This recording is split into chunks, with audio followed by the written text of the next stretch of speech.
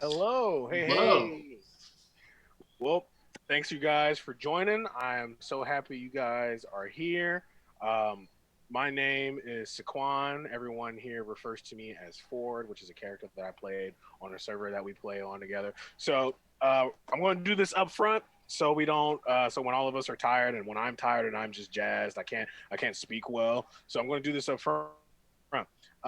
We are Twisted Perceptions. The game we are playing is also called Twisted Perceptions. I've created this campaign completely from scratch. All of our maps, most of our stat blocks for any of our like special monsters and things like that. We have all kinds of social medias. We have Instagram. We've got TikTok. We also have a Patreon that we're hoping to get supporters. I said this last week. If you were here, you would already know. But basically, we all got jobs. We all take care of our own things and things of that nature. The reason why we have Patreon is because we all live in different states, and we would love to be able to play Dungeons and Dragons all in person with you for you guys. So that would involve a lot of money, obviously. So that would involve us being able to rent out a spot. I believe we're looking at Nashville, Tennessee, as a place we could possibly go to play a game. So if you guys want to help us out with that, Patreon for monthly givers, or you could also just be a one-time supporter. That's perfectly fine. And the goal is to either be able to play. Maybe like a mid big time game fight or something like that, or the whole season finale. That would also be great. So if you guys want to help us out there, that'd be great. You can follow us on our socials to just keep regular updates. And before anything else happens, I would like everyone here to introduce yourselves as who you are and as your character and what your character looks like, because we didn't do that last week. Let's start with David. All right. David. I actually, my character's name is Connor Gloomhand. He is the cleric of the group. Uh, so just to kind of give you a little bit more info on that, he is pretty much coming from Whispers Bay a couple of years into the current Bay's future. He has traveled through the actual world that Ford has made, and he bumped into the group last week as we actually played. So, where he stands now, he's curious to know what's going on with this group, especially Azurus. With her, we know each other, and he's just like, I don't know who you are. So he's waiting to see what happens. Let's go on from there. Shaq, how about you? I had a feeling. What's up, everyone? I'm Shaq, and I play Azura Zerosa, who is a fighter arcane trickster rogue. It can always be found with her familiar Katai, who is a adorable, colorful little lizard who has a perpetual mum. Um, she's a half elf, so I've got to get the vibe going. Kind of got some little rough and tumble done, reddish brown hair. She's got one brown eye, one green eye, and always looks like she's ready to punch you in the face. And yeah, that's her. Riley? Give me just a moment. I'm setting some stuff up. Nice. Nice, perfect. Y'all told me to, okay? All right, let's go to Sean. We'll get to All Riley. right. I'm Sean. I'm playing Vinthana, Azurus' surrogate older sister. She's half elven as well. She's half drow. Long white hair, purple lavender eyes. She's a genie warlock, shadow sorcerer. Kind of a dark, tragic past, because every D&D character has to have one, pretty much. And she'll pretty much follow her sister wherever she goes to protect her, even if she doesn't quite believe the story she's telling. But it's her sister. She's not going to not trust her. So, yeah, that's Ben. Um, I'll be playing Ramanor. He's our Furbolg paladin, standing at 9'6", so he stands out in the crowd, quite literally. Uh,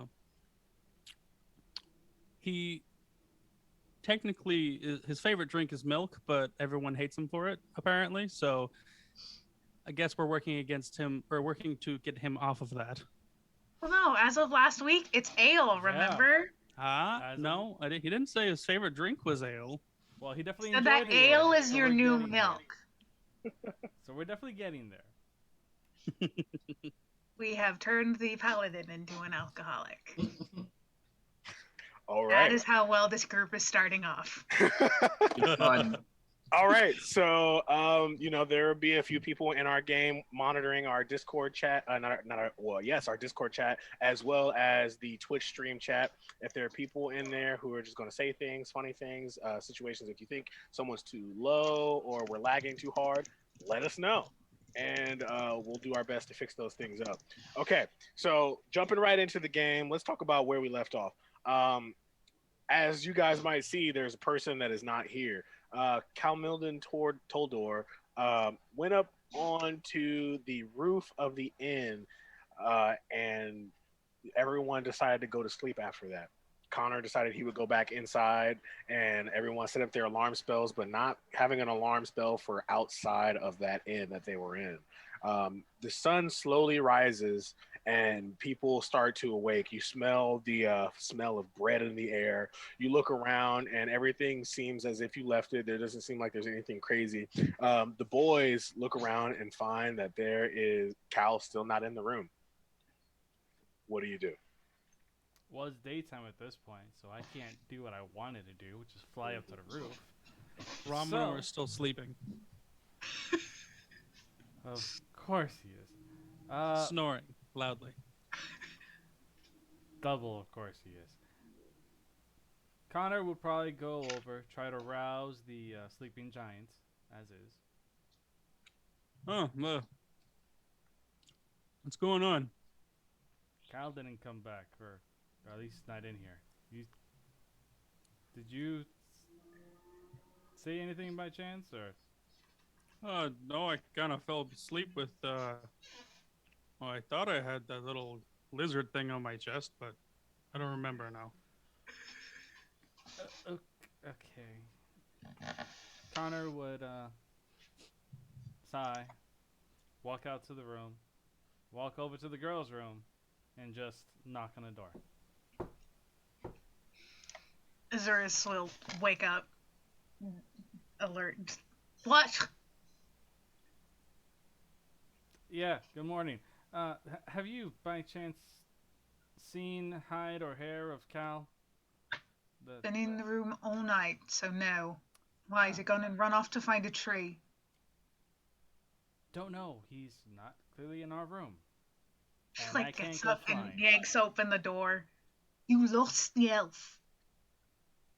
Is it really losing the elf when I don't know anything about said elf?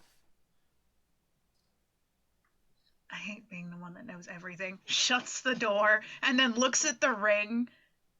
Then, please. She's gonna grab the stone, wake up, grab the stone, bamf out. What? It's still early. What is it? You lost the elf. Which one was the elf again? The only elf in the group? The tree one, right? The tree one. Yes. And why are we upset about this? Because he was part of our... She pulls open the door again because she remembers she left Connor on the other side. Connor was about to knock again too. He's like, What? Why did you lose him? okay. You remember telling me yesterday how you followed a thing after what's his name? The fox person thing.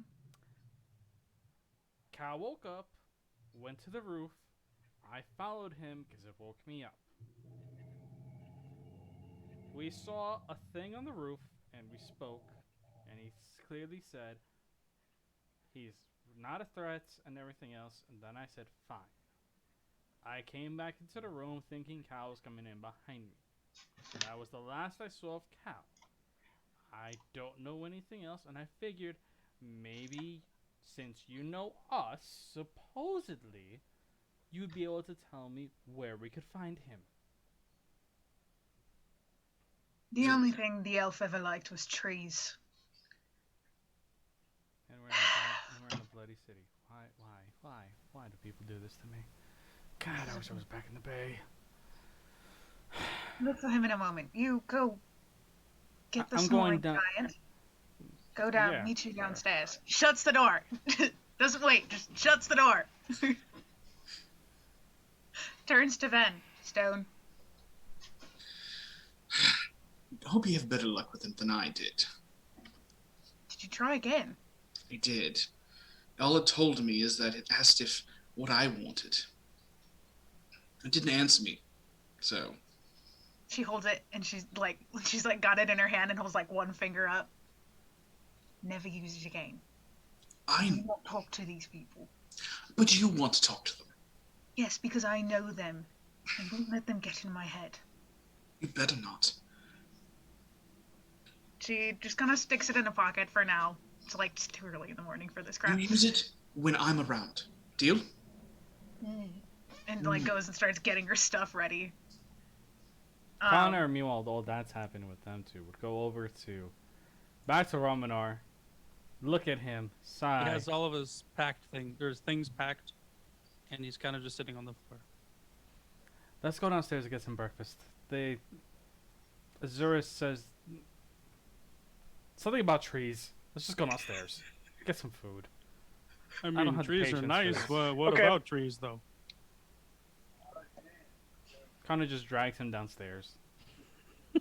Just grabs his finger and pulls him because he's so big.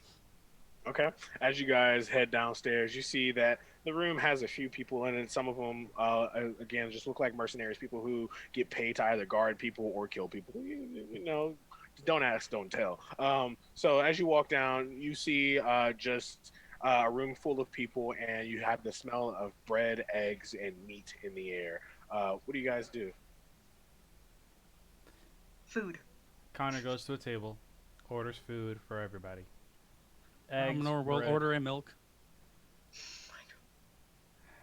eggs, bread, a glass of milk for him, a stein of ale for himself, and he's not even sure what the girls will drink, so he just leave it alone. All right. Just like a shorter elven man comes up and he's like writing all this stuff down, and he's, "Are you going to eat this yourself?" And then he looks up at Roman, or he's like, "Ah, the big one, gotcha," and he just walks off. I need that ale badly now. Oh, why is that? Because we had this stupid elf decided to actually run off on us.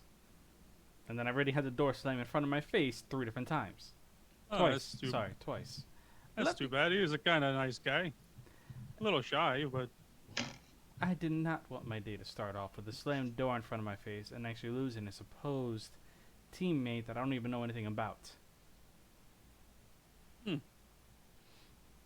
I'm sure we'll find him. I'm sure. You see as he walks up to you with just kind of like this giant plate. Both of his hands are full, and he kind of like stumbly just drops them onto the table, not really spilling anything, spilling some of the ale onto the ground though. And he just kind of shoots his hand out to you, holding the ale out, waiting for you to grab it. Connor just grabs. He looks at you. He says, "Ah, yes.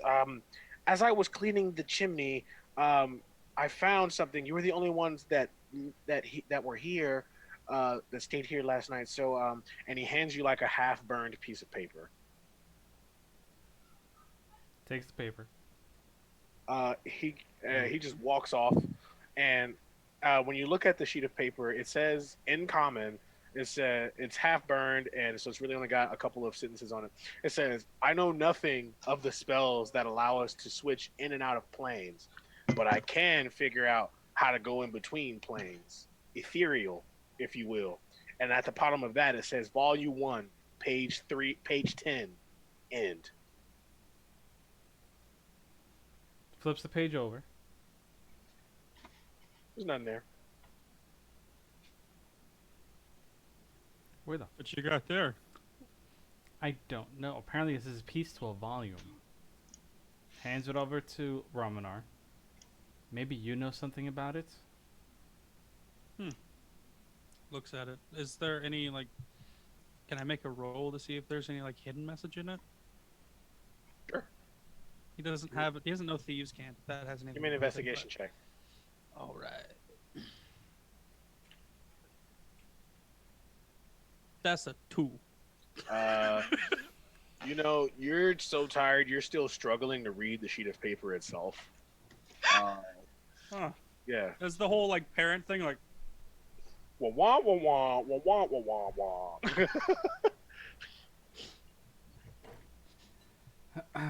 I'm having a hard time reading that. Can here's it back. Connor just sighs, takes it, looks it over, tries to see if there's anything special about anything that can kind of like screams out to him. Did he get his milk, by the way? Yes, he did get his milk. Okay, I wasn't sure if it was brought with the stuff or not. So I will let you choose, and I won't tell you which will give you which, though. You can either make an investigation check, or you can make a history check. I'll do history. All right. Ramino will proceed to drink from his milk. Of course you will, Ramano. That is a 19. All right. So as you look over the sheet of paper, and the word ethereal stands out to you, and you recognize this word because every adventurer worth their salt has come across a hag every now and again, and hags tend to, step in between planes, using their etherealness ability. Okay. He puts the paper down. He drinks from his stein. He puts that down. So this is referring to hags in some manner.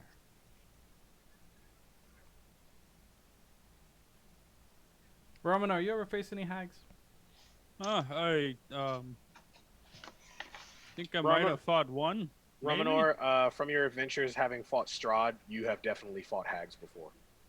How many? Just one 3. or A coven. 3? I kind of killed 3 of them. They were like a coven. Yeah. What do you need to know? No, just wanted to make sure at least one of us knows a bit more about hags. That's it. Fire kind of works pretty good against them sometimes. Though, when does fire not work on something unless it's made of fire? Demons usually doesn't work on demons. Yeah. Kind of live in a place made of fire, so makes sense. We pan over to Vin and Az. What do you guys do? What are you guys doing in your room right now? Az was gathering their, at least her meager belongings, and then she summons Katai, who sits on her shoulder on his usual perch, and he blips at Ven. And she's just then Az looks over at her as she like pulls her hair back. All right, you ready? Did not hear that, but I'm going to assume that was a yes. Sorry, as I'll ever be. Right. Onwards. Downstairs. All right, as you guys head downstairs, you see that there's just kind of like a smorgasbord of food set down already. There's water, there's apple juice, there's eggs, toast, and sausage is what it looks like, just sitting on the table waiting for you guys. She slides in, leaves enough room for Ven to come in, sit next to her, and just starts in. Then we'll do the same. Okay. Connor slides the note immediately to Azurus. You know anything about this? Azurus, you are slid a half-burned piece of parchment paper, and you see in the chat what I put. It says, I know nothing of the spell that allows us to switch in and out of the planes, but I can figure out how to go in between the planes. Ethereal, if you will. Volume 1, page 10, end. She shows it to Ven. You know anything about this? Because interplanar travel is not within my kind of magic. Um, well, I can do a little teleportation magic, but very limited. What would she know? Um, with with with what you have, I would say that you understand like kind of what etherealness is, but you also know that it's pretty tough to do. It's kind of like a weird spell that really only hags and people of super duper high spell casting ability could do. Whoever's doing this must have high magic ability beyond mine. Don't like the sound of that. Where'd you find it? Apparently the one of the servers here found it in the chimney when he was cleaning it. Realized In the that chimney. we were actually the only ones here that spent the night and handed it over.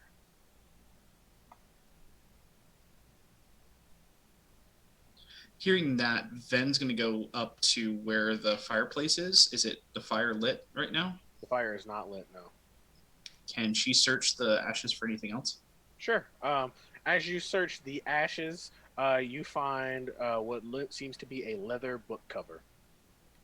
On this leather book cover, it says, I'm trying to remember. I'm sorry, I didn't write this one down. Yeah, what it says is just the Guide to the Ethereal, Volume 1. One. So she's going to take that back to the group. Well, someone's trying to hide something. She's going to drop the book on the table. Az takes it and just like she like dusts it off away from the food and just kind of like smacks it against the chair to get some of the ash off, the ash and soot off of it, and kind of looking it over. And it's just the cover, right? Yes, just the cover. Just the cover. It kind of looks like.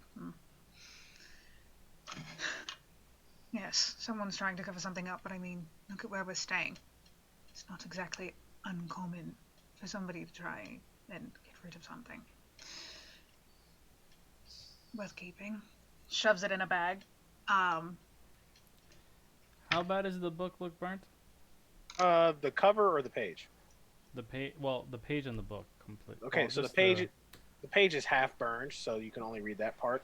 And then the cover itself seems as though the leather has started to recede into itself. It's starting to shrivel up almost, but you can still make out the what it says. Would a mending fix it? No. Damn it all. I was going to say you can see that from the cover itself. It seems that there are multiple pages ripped out of this before it was burned.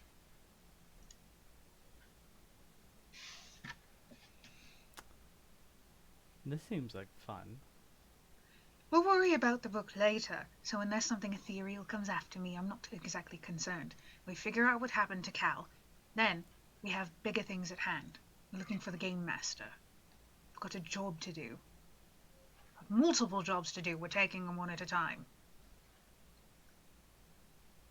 Of course, future lady. Let's just figure this all out from the get-go. Did you just call me future lady? You're the one who said the fact that you know us, and we still don't understand what the hell's going on.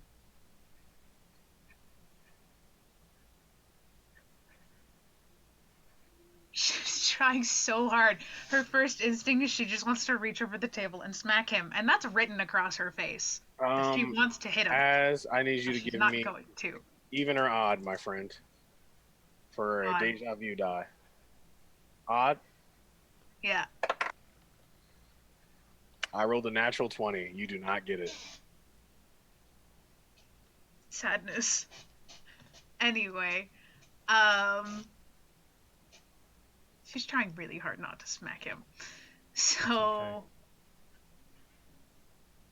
she just sits back, shoves a bit more food in her face, and then stands up. And on we go. And then just walks out the door. Connor smoothly gets up, finishes off his ale, puts it down on the table, and heads after her. Ben will follow. Okay. As you guys walk out of the door, you see a woman who seems to be far too nicely dressed to be in this side of town. Okay, and she approaches. Who's the first one to walk out? As she approaches you, and she says, "Hello. I'm looking to get to the City of Lamps, and I need someone to take care of me. Are you free today?" Where would the game master's in Orstead? I need the map. I need to know how far away Orstead is from the City of Lamps. It's on the way. Ramonor picks up a couple more pieces of bacon and then follows. Takes the food with him. Az is still trying to compose herself from trying not to smack Connor across the face. She sees like the pure anger on your face, and she starts to kind of slowly back away. She's like, "It's okay if you're not able to. I'll ask someone else. That man behind you seems as though he's a little bit nicer. Should I talk to him?" Yeah, that one's with me. She just collects herself. How much are you paying? 50 gold each. Decent enough. She turns to the others. What do you say we take this one on our way? Sure. What's going on? I'm just Would you trying. like to protect the pretty lady? I can do that. She starts to blush. It's like, "Oh, pretty. I just need to get to the City of Lamps. My father lives there. Can you help me?" I'm always down to help somebody. We'll take you. But we're off Alright. now, unless you've got a problem with it. She looks around, and she says, "Yes. Can I just take a second to go inside the tavern and grab some things?" Go ahead. All right. She kind of moseys in, trying to get past, and she kind of runs into Ramonor as he's walking out, and she's like, "Is this one with you too?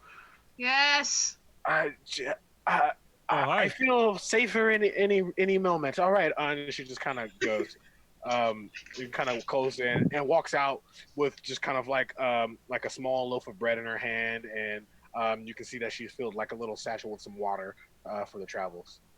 Ramonor like ducks out of the tavern. She says, "All right then. How should we take this? Should I be in the back? Do you have a wagon?" Um, Right, not miss. You're walking in the middle. And Azurus takes the lead and figures that the two men will tail. Because she knows Ramonor Ven's will- not going to leave her behind. Like, Ven's going to be right there. She's like, Ramonor will take rear guard. Connor Shield on back. follows in the rear. He's just utterly confused as to the turn. He's just like, where? what? Why? Ooh, ah. Let's go. Ramonor will store his shield that's almost as tall as him on his back. okay. Are you guys ready to get on out of here then? Mm-hmm. Yes. All right, cool. So as you guys go ahead and decide to walk out of this town, you start to walk towards the sky bridge that will lead you to the City of Lamps, and she starts to try and make small talk with you guys. So how long have you guys been a group? 3 days.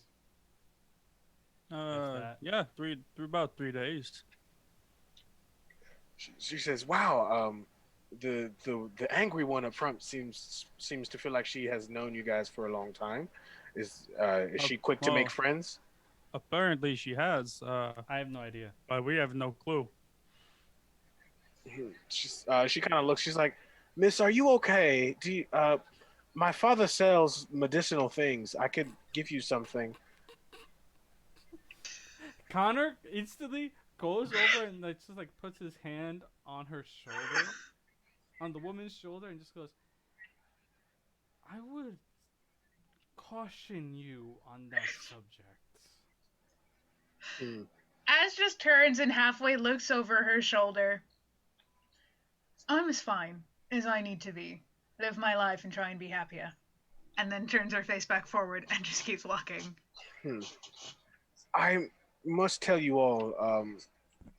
I was going to tell you, but you wanted to leave so quickly. There are some angry druids after me. Oh, I will smack any druid on their ass. Your price just doubled. Uh, okay, sure. Yes. I'll Oh, do why? Can we know why they're after you? that. I tried to burn down the ironwood. As Snickers. You what? Uh, j- there was a dragon, okay, and I thought that was the best way to handle it. I like this one. There's a lot of people that live there. That's almost murder. Well, obviously it didn't burn. I didn't know ironwood didn't burn. What That's kind still in the attempted name. murder. It's in the name.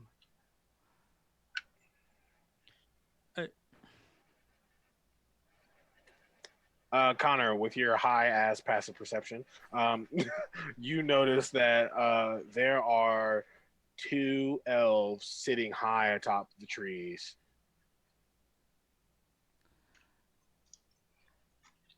Connor looks up to them and go, "You're very terrible at hiding if that's what your plan is." Az is immediately alert, has her hand on the hilt of her sunblade. You look over and you see two elves stand up with their hands against the trees, and as they do that, they vanished just as quickly.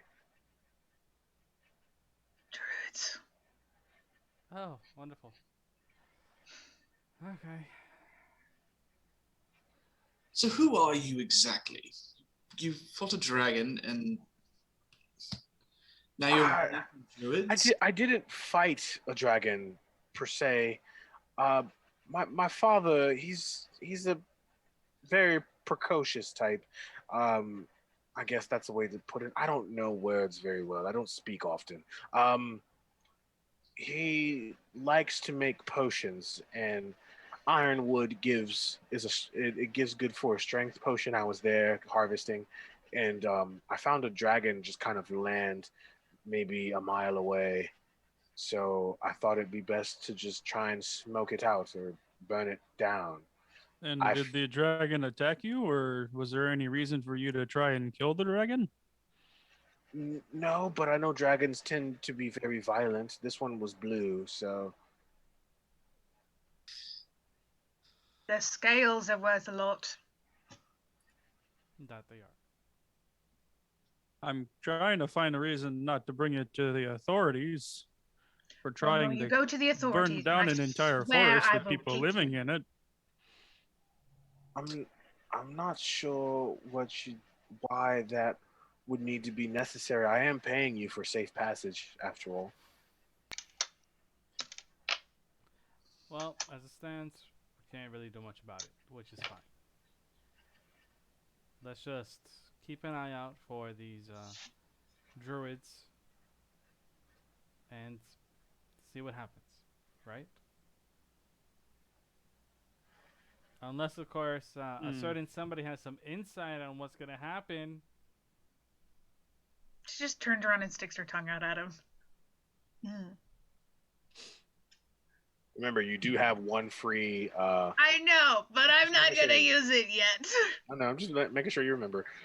So as you go ahead and do that, you're walking towards the sky bridge. You finally get to almost a landing where the steps are, but then you see a tree of all things begin to move, and then as that happens, two more trees come from the other side, and boom, you see three tree blights standing in front of you about 100 yards away. Tree what? Tree blights.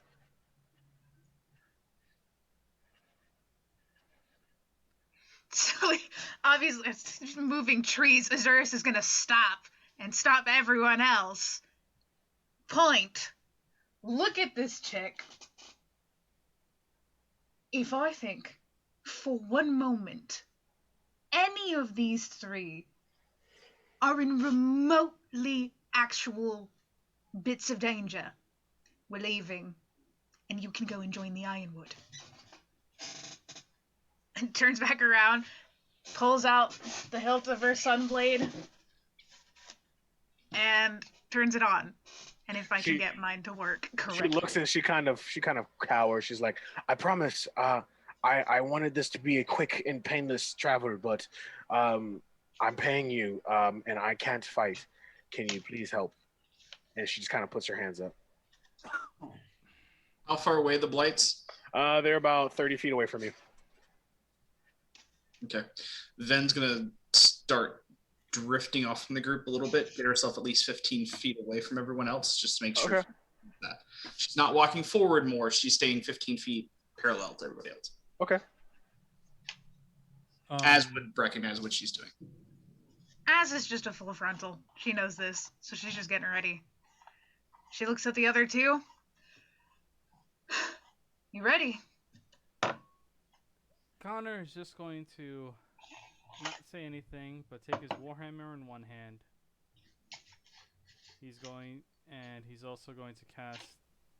He's gonna kind of spark a sacred flame in his hand. As ready as I'll ever be. As you do this, you see the tree blight look to its left, and it sees the other two tree blights, and that tree blight then just immediately starts attacking the other two. Romanor, having worshiping the Wild Mother, you realize that tree blights hate each other.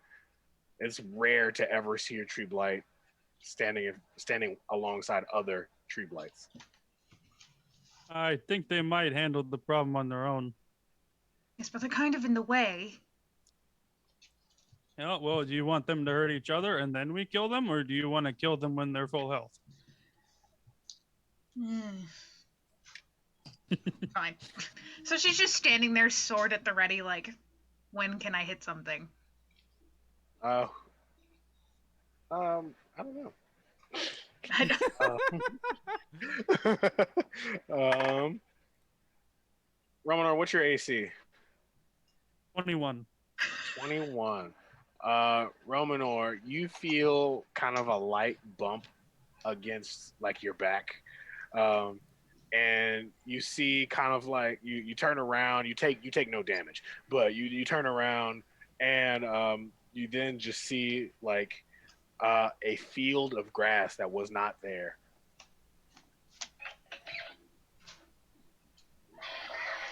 Did that field of grass just come out of nowhere, or am I going crazy? Looks over. That's new. Anyone here speak Is it Druidic? No. She's Okay. not a single druid. All right, so you guys hear some like weird mumbling sounds that seems very foreign to you, and then all three tree blights stand upright, and then their focus seems to be on you now. Do we hear it all around, or do we hear it from behind in You hear it the all around. field that just appeared? Ooh. You hear it all around. Joy, and now she's pulling up her blade again, and she's like, okay, and now we get to fight. What am I fighting? That sounds like a good idea. As pulls out this sun blade, the grass behind Romanor starts to shift almost, and having your ability with the Wild Mother and just your love with her, you recognize these as twig blights, just little tiny little guys that are basically ankle biters, basically. But Oh god, not ankle biters. they usually come coupled with tree blights. Ramanor. A field of these bitches. Okay. Ramanor. Can we see them too? Yes. Ramanor Az being is an going oath of the to shout- Watchers. Az is going to look to Romanor. She'll be like, do these things burn? They are natural, so I would assume so. Does Actually, anybody have a fire? So Sacred flame. Ramanor's doing what? Ramanor is oath of the Watchers, so he protects against otherworldly beings. Uh-huh. Are these from other planes? These Or are not. another plane? They are not from another plane, no. Okay. You may want I to have my turn sunblade. the audio off on that. I don't know how. Okay. So Ramanor will look at the rest of the group and say, "Well, bless us in this fight, I guess." And he'll cast Bless on all three of them. Okay. So each of you get a D4 on attack rolls and saving throws. Okay. I believe. Okay. And with that, everyone needs to roll initiative. Okay. All right, sounds good. La-di-da. Yeah, D4 on attack roll or saving throw. Plus, and you have your +3 from Ramanor, and you can't be frightened. Blah blah blah, all the stuff. La-di-da. 22, 16, 11. That's a 10 from And- Ramanor. Well, we roll in order. That's Yeah, nice. Yeah. Yeah, that is true. All right. Sweet. Is there an Cool. open flame? Did Connor actually cast the sacred flame before we I did mean, this? you're not even getting that. So the tree blight, he got a natural 20 for his initiative check. One of them did. Of course it did. He runs up to Az, who was up in the front, and he's going to make an attack at you. Who? At you, Az. Yikes. He's going to make an attack at you. Let me pull out another D20 because I have 40,000 of them. And Like a good nerd. Az, roll a D20 for me. I don't like that. This is gonna be good. 12. 12. That's all your modifiers and everything. No, what you You just just said told me to roll a D20. D20. Roll me a weapon attack with your Sunblade. Two-handed, I believe. Hold on. Let me make sure that I don't have. David, you're very quiet. Can you bring up your audio? No, did. she's I've been using her playing- shield right now, so I've been playing not around double. with it right now. All right, cool. Her Sunblade.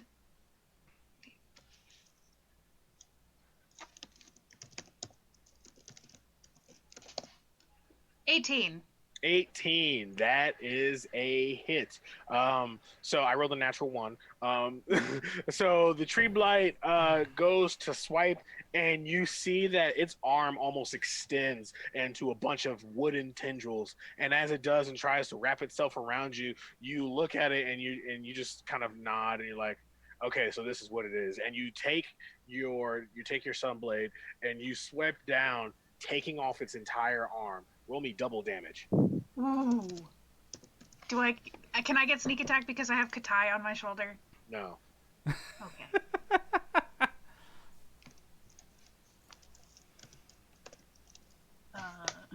My Sunblade thing. What kind of damage is that? Radiant? Yeah, Fire. No. Fire Only damage? on undead does it do radiant. Oh, it's a fire damage weapon? No, I'm sorry. Which deals radiant damage instead of slashing damage. That's what I thought. Okay. It just does extra damage to an undead. Okay. 15 damage. 15 damage. That's your double damage? Yeah, because it's a D8 plus 6, so 2D8 Okay. plus 6. Okay, cool. And it takes 15 damage and it's one arm down. That will bring us to Ven. Come at me, you giant twig! So Ven is still 15 feet away from everybody else. She will cast darkness on herself. And since she has Eyes of the Grave, she can see in magical darkness.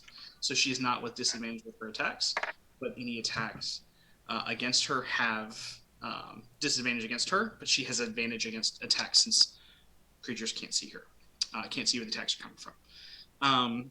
So she's going to see the monster that's attacking her sister, and she's going to use Quicken Spell to fire off 2 Eldritch Blasts.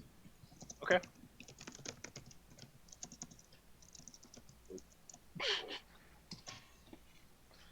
Cool. And hold on. Oh, it's got to go as cast. Hold on.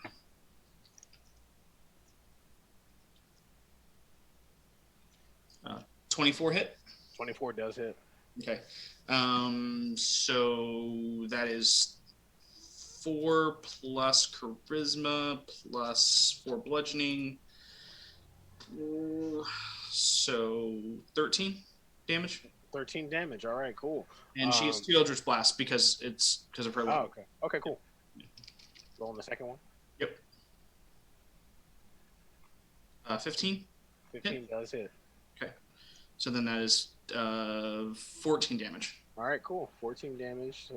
Okay, yep. I'm here. Gotcha. As you are next, I messed up the order of turns. It's okay. He got so She'll let her- excited with the she'll- first She just fight. dodged, lets her sister get in a few shots, and is like, "Yeah, that's right. See what happens when you come at me." Just taunting, because she's been itching for a fight. Cool. She gets to make 2 attacks. There isn't any fire around though, because she was gonna do something cool with that. Forgot to add, everyone has +4 to their initiative, so it's 4 above what they rolled. Oh, other wow. than I think we'll just sit on this for now then, so we don't Yeah. have to mess too much up. So, she's going to make her 2 attacks at the thing that was out here smacking her.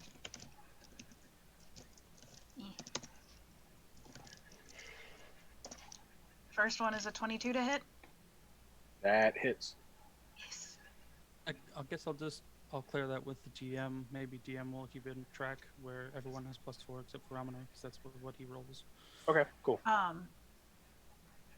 Do I get sneak attack now? Because it's my No. turn.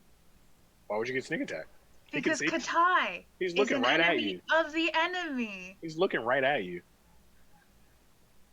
But no, sneak attack doesn't have to do with actually sneaking. It just says you have to have advantage or an enemy of an enemy, or an enemy of the person that you're attacking. I'll say Katai does not count for that Okay. because that'll give you sneak attack almost every time. That's unfair.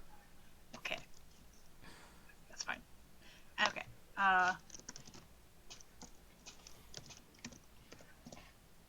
That's 12 on the first one, Uh huh. and the second one is a 19 to hit. All right, that hits. Yes. With 11 damage. All right, cool. What do you do?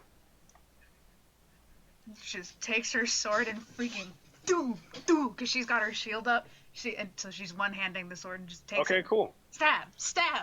All right, cool. So Lightning. as you're doing this, you take up your sunblade, and you for your first attack, you just take your shield and you just jam right into it, and then you slash down onto the tree blight pretty quickly after that. As you do that, and you see that you've pushed this tree blight back a couple of feet. You then kind of turn around just for a second, just to jump back, and then you see that there are now a swarm of twig blights about to attack Ramanor, my friend. Oh, you can try. I doubt you're gonna hit. Bunch of twigs. Ramanor gets taken down by a bunch of twigs. I 14 need this now. does not Nature hit. betrays you. You gotta beat 21. All right, cool. They all jump up at you and they kind of ting, ting, ting, ting, ting, ting off of your armor. And you're just kind of like, okay. And with that, we have. Can I just hear a wind chime? Apparently. Ventana's already gone. Connor. Okay, so now we're at our second tree blight. He does wear chainmail. Yeah. At our second tree blight comes up and pushes the other tree blight out of the way that was in front of Az with like contempt. He's just kind of like throws him to the side, and then he swipes down at Az as well. Oh, joy! Az, what is your armor class? It's normally 18, but on a reaction, I can make it a 22. Okay. Yeah, he rolled a 2. Okay. He did it. I think I'm safe. Yeah. He swipes down at you and like just having so much contempt with the motherfucking other tree blight. He just like doesn't even look at you as he's swiping, like he's trying to show off or something like that. Yeet. and Try harder. Connor, my friend, you are next. So, seeing this, Connor would, in all prosperity, just be like, you know what? Screw this crap. And he will cast Sacred Flame. Okay. Where? At the actual, he's not gonna worry about the twig blights because they kind of just bounced off of Raminar. So he would end up casting it at uh, the actual tree blight that just tried to swing at Azurus. Okay.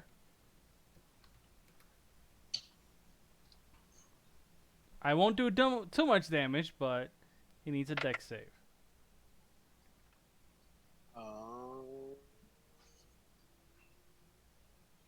Of what? He needs to be at a 16. He needs to be a 16. Yeah, I'll beat a 16.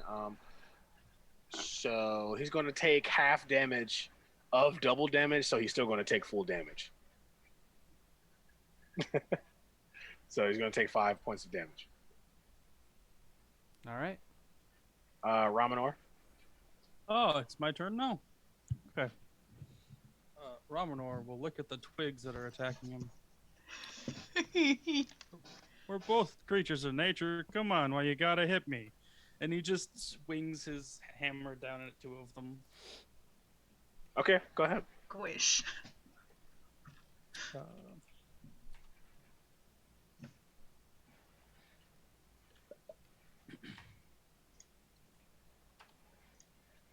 it's a 19 to hit. A 19 gladly hits. Go ahead and do me That's damage. 11 damage. 11 damage. All right, cool. Is that He's it?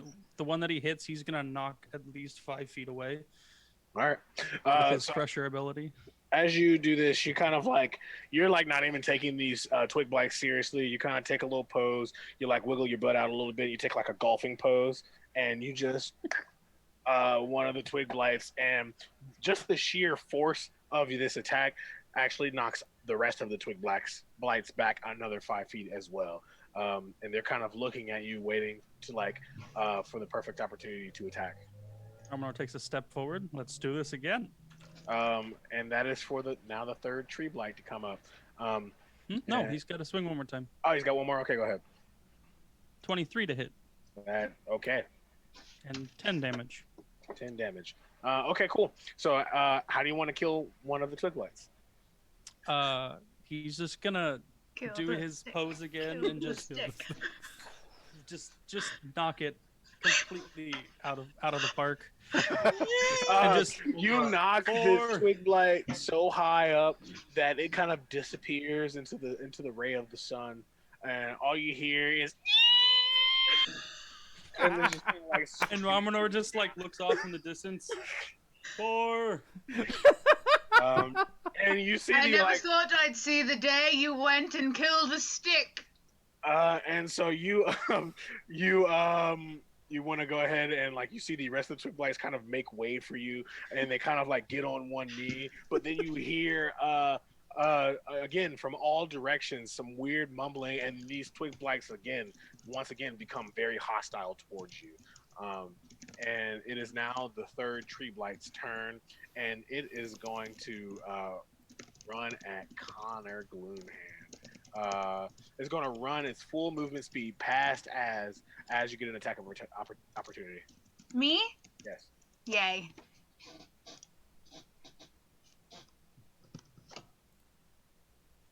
Eh. 22. Okay. That hits. Go ahead and roll damage. 9. 9 damage. As you see this one walk past you, as you're trying to defend yourself from the oncoming blight, you just kind of take your sun sword and you just kind of like jab it back, scratching it in its back, and it kind of like jolts, and then it stops, and then it makes an attack at Connor. Connor, does a 17 hit? Meets beats. Meets beats. All right, cool. I need you to give me a strength saving throw. Oh, okay.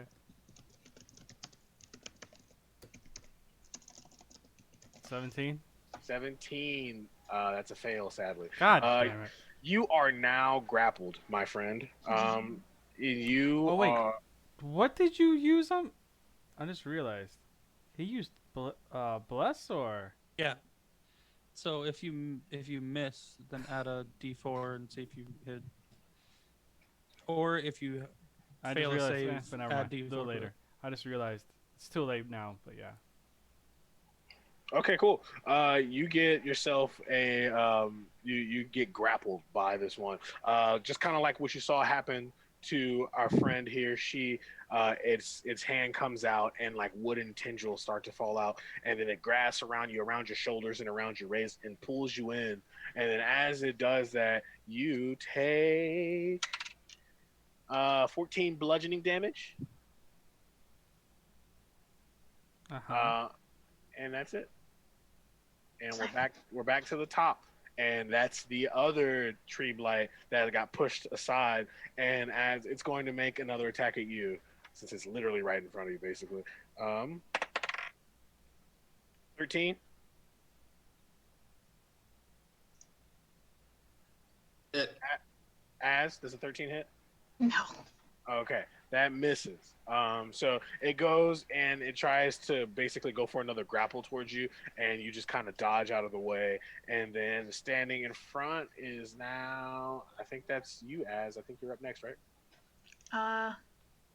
Yeah. Yep. Yeah. It's my turn. Azirius Erosa. Okay.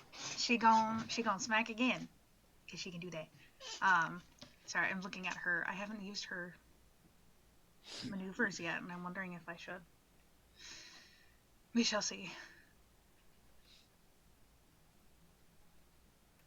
Yes, she is going to expend one superiority die to do distracting strike. Okay. So if I land a weapon attack, well, I'll use it if I hit, because I can only use this when I hit, and I'll tell you what it does if I actually manage to do anything. Okay. So 26.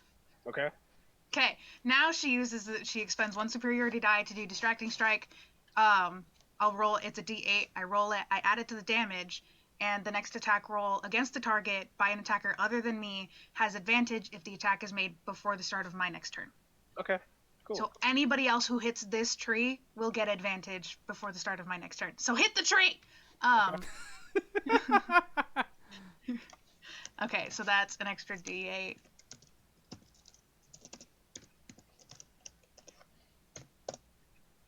Wow! Total of 11 damage. All right. Cool. That's on the first hit. She gets to attack again. It's a 14. All right. As you do, 25 damage, you swing down and up, and this one then kind of gets knocked onto a knee and is trying to stand up, but is having a hard time doing so. Once you get over there, it is now over to, actually, our Twig Blights are up. The Twig Blights are just going to run at Ramanor. I'm praying for a natural 20. I just want to see what happens. I think we all do. Yeah, honestly. That, with modifiers, that's a 22. Oh, you hit. Okay, cool. And it will do. All you hear is the clickety clack of many dice. It's going to do 10 slashing damage. Ooh. That stings a little. Maybe? Kinda. He's like, paper cut. Someone says Paper burn. cut. Someone says burn Touches the it. forest. That's how you guys got into the situation. Paper cut. In the Touches it, forest, heals that'll it. stop them. Yes, I love the chat going on right now. Okay, cool. Vin, you're up. She's going to resist the urge not to cast Fireball. If you give me any kind of open flame, Azurus will take advantage of it. Well then, Hit the tree! first she's going to quicken another Eldritch Blast at the tree that has advantage. So she'll fire that off. They're calling for fireball. I don't know if you want to do it. Okay. let's get the Eldritch Blast off first. Quicken that. maybe not a fireball. We don't want the angry druids after us too. Yeah, agreed. All right, so let's see. Here, I'm just gonna roll a d20 to add the modifier as I'm gonna do it easier. Meteor swarm now. All right, wait. All right, so Just an overlap of I am the Lorax. if everyone spams the chat I with am fireball, Lorax. Sean has to cast fireball. Okay, let's If do it. everyone spams the chat with fireball, Sean has to cast fireball. Raxus wants a meteor swarm. Oh lord. Our mods are spamming. Our mods are spamming. Our mods are the only ones spamming right now, and everybody else is just like, I'm excited. And everyone can thank the mods for what is going to happen next. This is Yeah. all your fault. Okay, where's the biggest cluster? Is it the twig blights? How many of those are there? There are now. We're just gonna 7 of set Ramanor on fire? Well, she can angle it, maybe. them. We're just gonna set the paladin on fire. First we make him an alcoholic, and now we set him on fire. Why not? This is what happens when you. Yeah, sure. Cut the big trees. I'm gonna cry. Big trees. All right. Ramanor looked a little cold. He looked a little cold. He does wear a lot of metal. Don't cast heat metal. Don't do that. I'm across the spell off the list. So she's going to cast Eldritch Blast, but then she goes, no.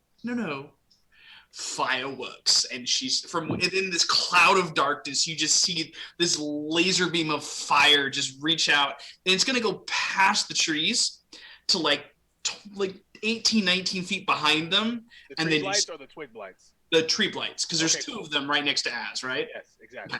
So it's going to go past them, like 18, 19 feet, and explode backwards. So it doesn't hit Az, but it's enough to catch both of them in the 20-foot radius. It is indeed. I need you, as well as the damage, after I roll my deck saves, I need you to roll me a d20 straight. Okay. Deck save for Fireball is 17.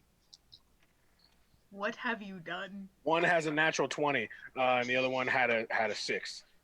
Okay. So one of them is crispy, and the other one is just a little sick. toasty. He's Nat made 20. out of ironwood. Nat 20. Oh wow! Yeah. All right, first I player don't know nat if 20. I'm happy about this. I'm a little scared. Okay, What's since the you fireball? rolled a nat 20 for your fireball, I'm going to say, as a dungeon master, that you, as a wizard, all wizards just want to cast fireball for some damn reason. You know this spell so well that it's less of a fireball and more of a fire laser. And you just take your hand and boom, right at both of these guys as hard as you can. What are you doing? She's a sorcerer. How much damage? Show me your Oh, damage. hang on. I didn't roll any more damage. I was like, I didn't know what the D20 was going to do. Okay, Roll it's me your 86. damage. So, Roll me your damage. Yep. yeah.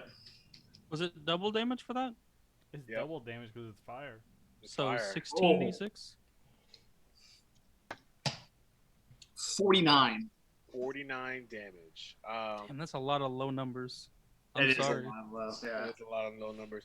You got 49 damage on one of them, and the other one comes out completely unscathed. You see one of the tree blights stand tall, and its arms and body glows and shines. Ramanor, as you look back behind this, being in awe, you notice that this particular tree blight is made out of ironwood and is immune to fire damage. Guys, you may not want to hit that one. It's made out of ironwood. Okay, so I get to stab this one extra hard. Thank you. The one that came out fine. Like, is the other one still alive? The other one is still alive. Okay. It's a little crispy, but it's alive. Okay. Crispy. So she's gonna again still quicken an Eldritch Blast at it. All right, cool. Go ahead.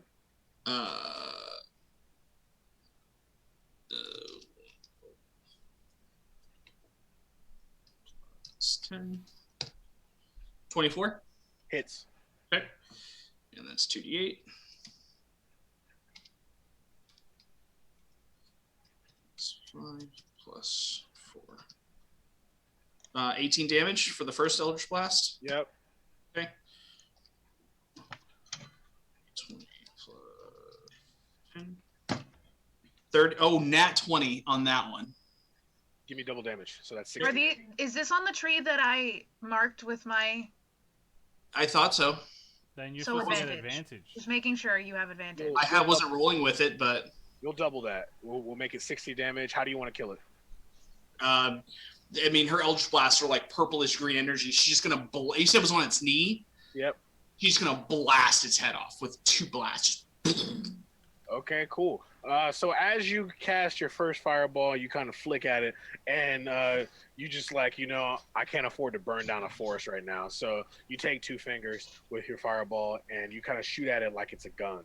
And then it immediately takes out one of its legs. It falls down to a knee, and you take your Eldritch Blast, and you swirl your arms around, pushing out once, clapping your hands, and it kind of takes out one of its shoulders, and then you're like, that's not enough. And you just thrust your arm out towards it and takes its head clean off.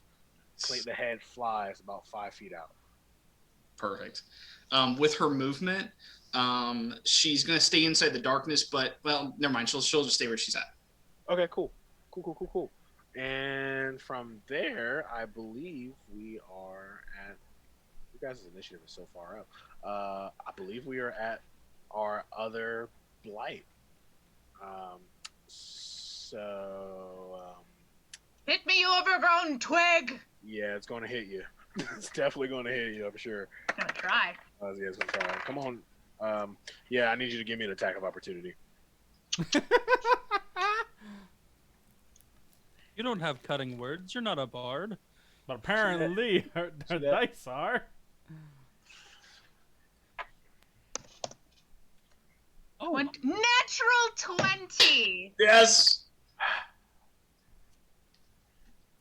You're Shaq. so done! Shaq, how do you want to kill it? just kill it. Just kill it. Just take it out for me, okay? I just want you. I want you to murder this thing. She's got her shield, and she just kind of like chucks it to the side, double hands this sword, and just boom, right in the center, so hard it splits the tree up the middle, and you just see radiant crackling, like radiant energy crackling from the sunblade, and just. All right, cool. So as you take your sword crackling down, you find some resistance just before you see that it's ironwood, and you just like, I've seen this wood a million times, and you just immediately slice this tree blight in half. It kind of stands shocked and then falls to either side right in front of you. What do you do from there? She turns to the chick that we're protecting. Well, if you need any more ironwood, easy access. Okay, cool. Standing behind you about 10 feet is Connor being grappled by another tree blight. Yeah, y'all just forget about it. I don't know if there's anything I can do. It's not my turn. It's not. It's the tree. It's Connor's turn. Connor's just like. It would be the tree blight's turn.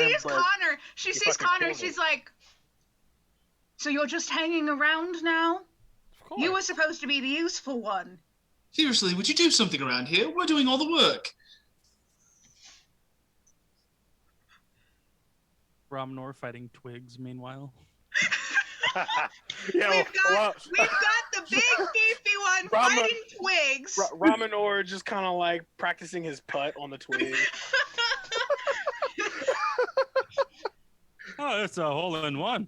We have our tanks occupied with twigs and grapples, and the other two are just taking out these trees. So I can just shut up. I just need to know this. My hand is free, so I can just touch it, right? Yeah, you can just touch it. Okay. It's touching you, so you can touch it. Yeah, I'm gonna end up casting Inflict Wounds on it. Knew that's where that was going. Such a cleric. At 3rd level. Because I don't like you. I did nothing at all! Oof. So it's not Connor's day. Roll me a It's string. not- Roll me a string saving throw. It is not Wait. Connor's day. If it's grappling him, can he just touch it? Like, would he have to roll to hit it? I mean, he is definitely touching that thing. So, would he even have to roll to hit? I would say he would roll to see if the spell goes off in this situation, not Okay. necessarily to roll to hit. Roll me a strength save. We have a call for Romanor playing golf T-shirt. We also had a. Yeah. Yeah, I'm not even gonna bother rolling that D4 anyway because it's just a 10. We also had a. We also had a yeah, call for Ramonor. A you gif take of 13 Ramonor and the bludgeoning twigs. dungeon. How much? 13? 13 bludgeoning damage. Yep.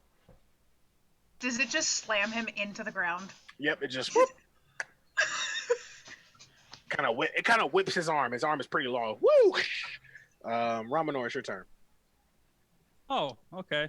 Hey, Do I big see- guy, go do I and see get Connor? that one.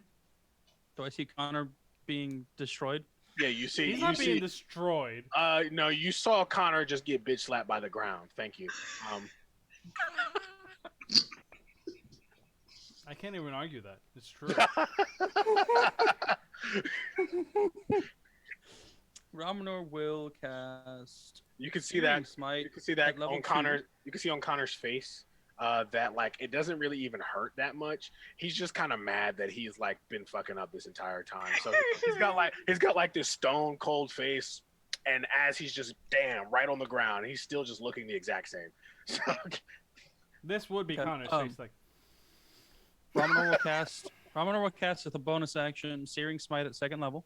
okay.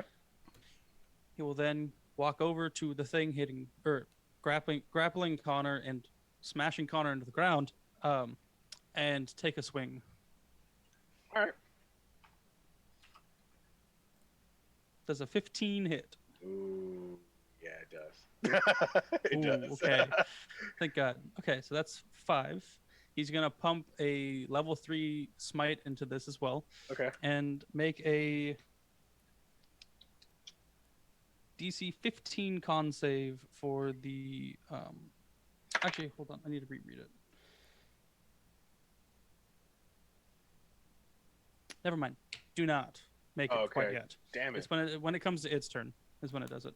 Okay. Damn it. I so rolled a natural that's- 20. yes, made to waste it.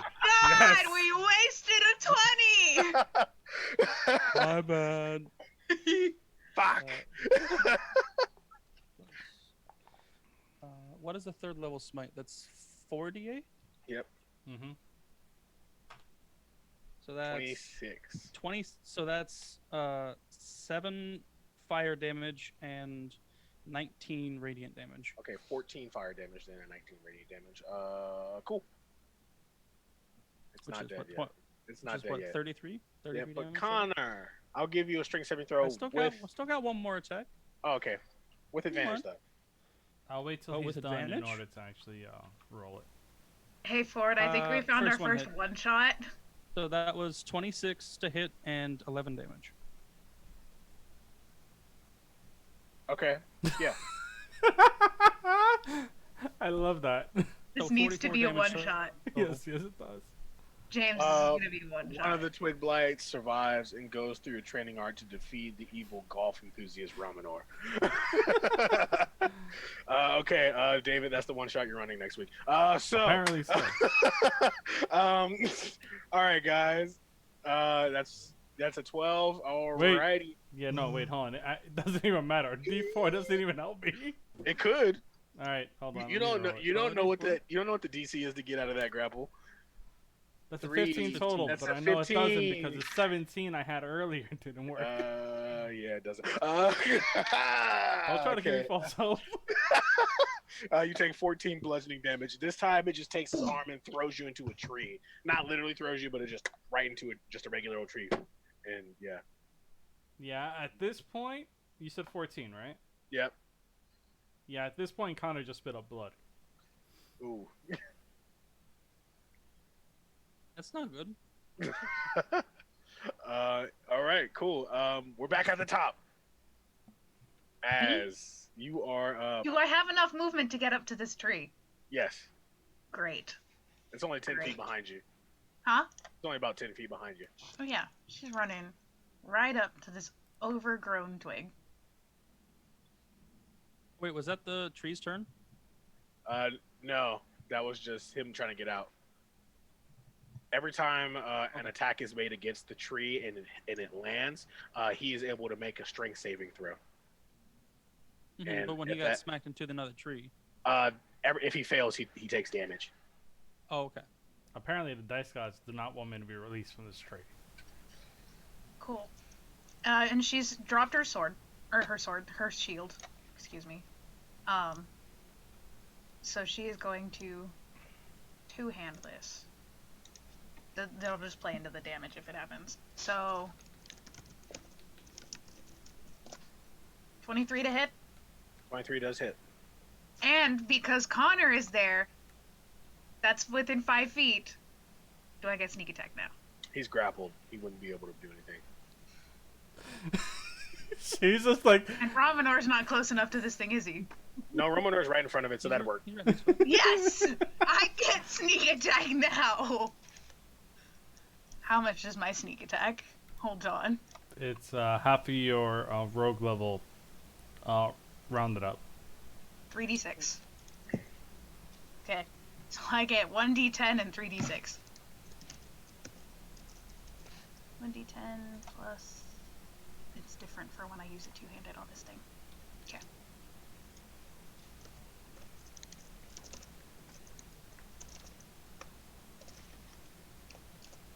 Nah, I can't write commands right now, apparently.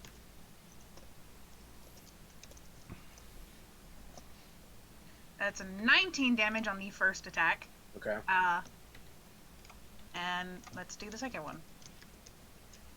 And she's gonna try and, like, she's going for the arm that Connor is currently grappled in and just trying to, like, hack it off. Strength save advantage, right? Yep. So she's hitting you twice. Yep. I'll wait for the second attack before I do it. Yep. That is a 20 to hit. Hits. I only got one sneak attack. For 8 damage. Yep. All right, cool. It's Roll not 27 damage. That's a Natural nat 20 20. to get me the hell out of this thing. As you finally, you're like actually starting to feel some pain. You just hulk out of this thing's arms. You're just kind of like, well, since none of you can fucking help me, you just and you're like flexing your arms. The leather around your arms kind of rips a little, and then you like land on your feet, and you just kind of look around. And you're like, and no one can help me. Ash just has the sword, like, in this thing, and it's just like, fight me. And You the might tree like blight, the tree blight then is going to go and attack it as let's hope Hit I don't me. get another natural 20. Hit me. Does a 19 hit? Not on my reaction, because I will Alright. up my AC to a 20 because I dropped my shield, so yes. All right, cool. It misses then. Wait, So you she dropped just your she like you dropped your yanks shield. out didn't her you? sword and like puts it right up in front of her and is like, ah, ooh, and I'm gonna use another. Hold on. I can use a superiority die here to use repose. When a creature misses you with a melee attack, you can use your reaction to expend one superiority die to make a melee weapon attack against it. You use And your I get to reaction add the up- superiority die to the attack's damage roll. You on already it. use you already use your reaction to raise your AC, and therefore you I did. cannot. Never mind. Thank you for correcting me. Yeah, Sorry. it's okay. I can block it. I just can't hit it back. Yeah. It's Also, true. I need to clarify, I dropped concentration on Bless to cast Searing Smite, so no one has Bless anymore. Okay. I need forgot. everyone here to make a perception check. Romanor, the blind man?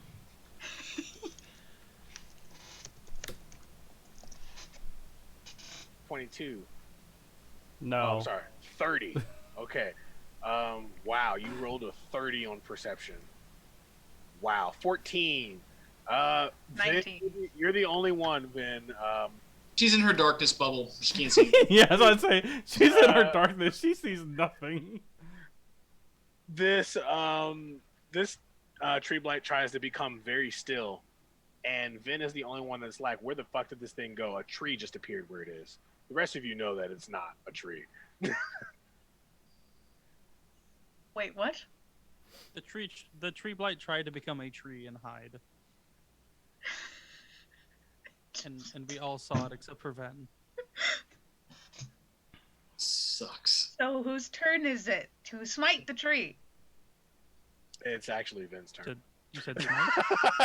Can Azurus tell her that it's not an actual tree? Sure. Or does Ven need to ask? Because I don't think any of us know that she doesn't know. That's yeah, true. Vin needs to ask. Vin needs to ask. Okay, did we take them all out? Where did the other one go? It's right there! That's a tree!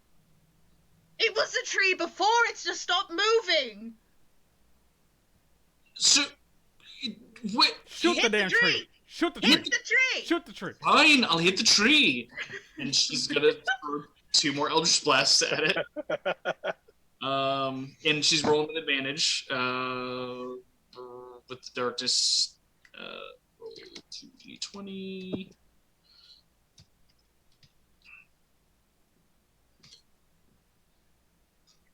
Uh, 24. 24, yeah. Yep, 24. That hits. And then it's I am suspicious about how well most of us are rolling right now. Because this is going to come back to bite us later. Hi, and how I'm bad- Connor. I haven't done shit. And how bad I'm rolling, and how bad I've been rolling. Yeah. Romnor's like just been this. rolling normal. I don't know what you're talking about.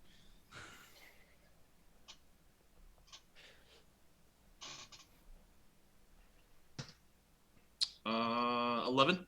Sure. That hits.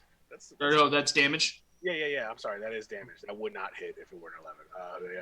Yep. All right. So, and then her second Eldritch Blast attack. For those of you at Discord who don't know, we're rolling. For those of you on Twitch who don't know, we're rolling on Discord. So it takes a couple seconds to get our rolls out. 28. 28. Yep. That hits. That hits. All right.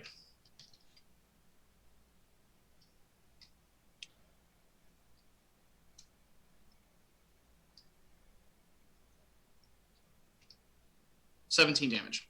17 damage. Okay, cool. You see bark start to come off of this thing's back as you hit it. And it just starts. And as you're doing this, you can see that it's starting to take some real damage. All right. It is now the Twig Blight's turn. Constitution save. Oh, yeah. 22. That passes and there's no flame. All right, cool. Let's see. Connor. Does a 19 hit? All right, Yes, it cool. Connor, you will then take. It's 13 damage. Okay. That's it. As you're up. Those were the twig blights that came up behind you. As it's your turn. Time to kill a tree! Hopefully. Did Ramonor get his turn? Oh, Ramonor, it is your turn. I stupid. Kill the tree! Kill me. Fuck me. Don't do that. That's a 20 to hit That on the hits. tree. Yep. That's a 10 damage. Yep. And then that's a 26 to hit on the tree. Yep. And I'll pump a 3rd level smite. Screw it. Yep. Let me remove that spell slot and then roll. Can't believe you guys 48. fucking dispatched 3 tree blights that quickly. That's 14 damage, so 24 damage total How do you want to kill it? for the entire round. How do you want to kill it? Ramonor will step forward and with the first hit will like smack its arm out of the way so like it has like both arms back like almost falling backwards, and then he's going to bring the hammer up and uppercut it with the hammer. Oh, cool. Okay, cool. So as you do that, in just kind of like a feat of finesse that only Az remember seeing because none of them know you, the rest of them just don't know you.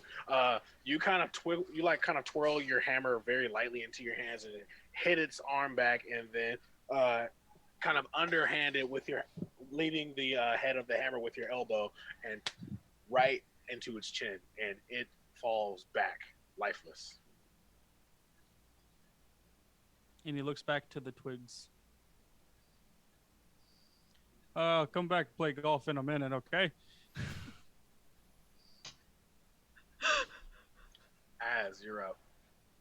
Left. I'm gonna all go that stab was some the twigs. All right, cool. Run over and stab a twig. How Give many me- are there? Just give me 1d20, no modifiers.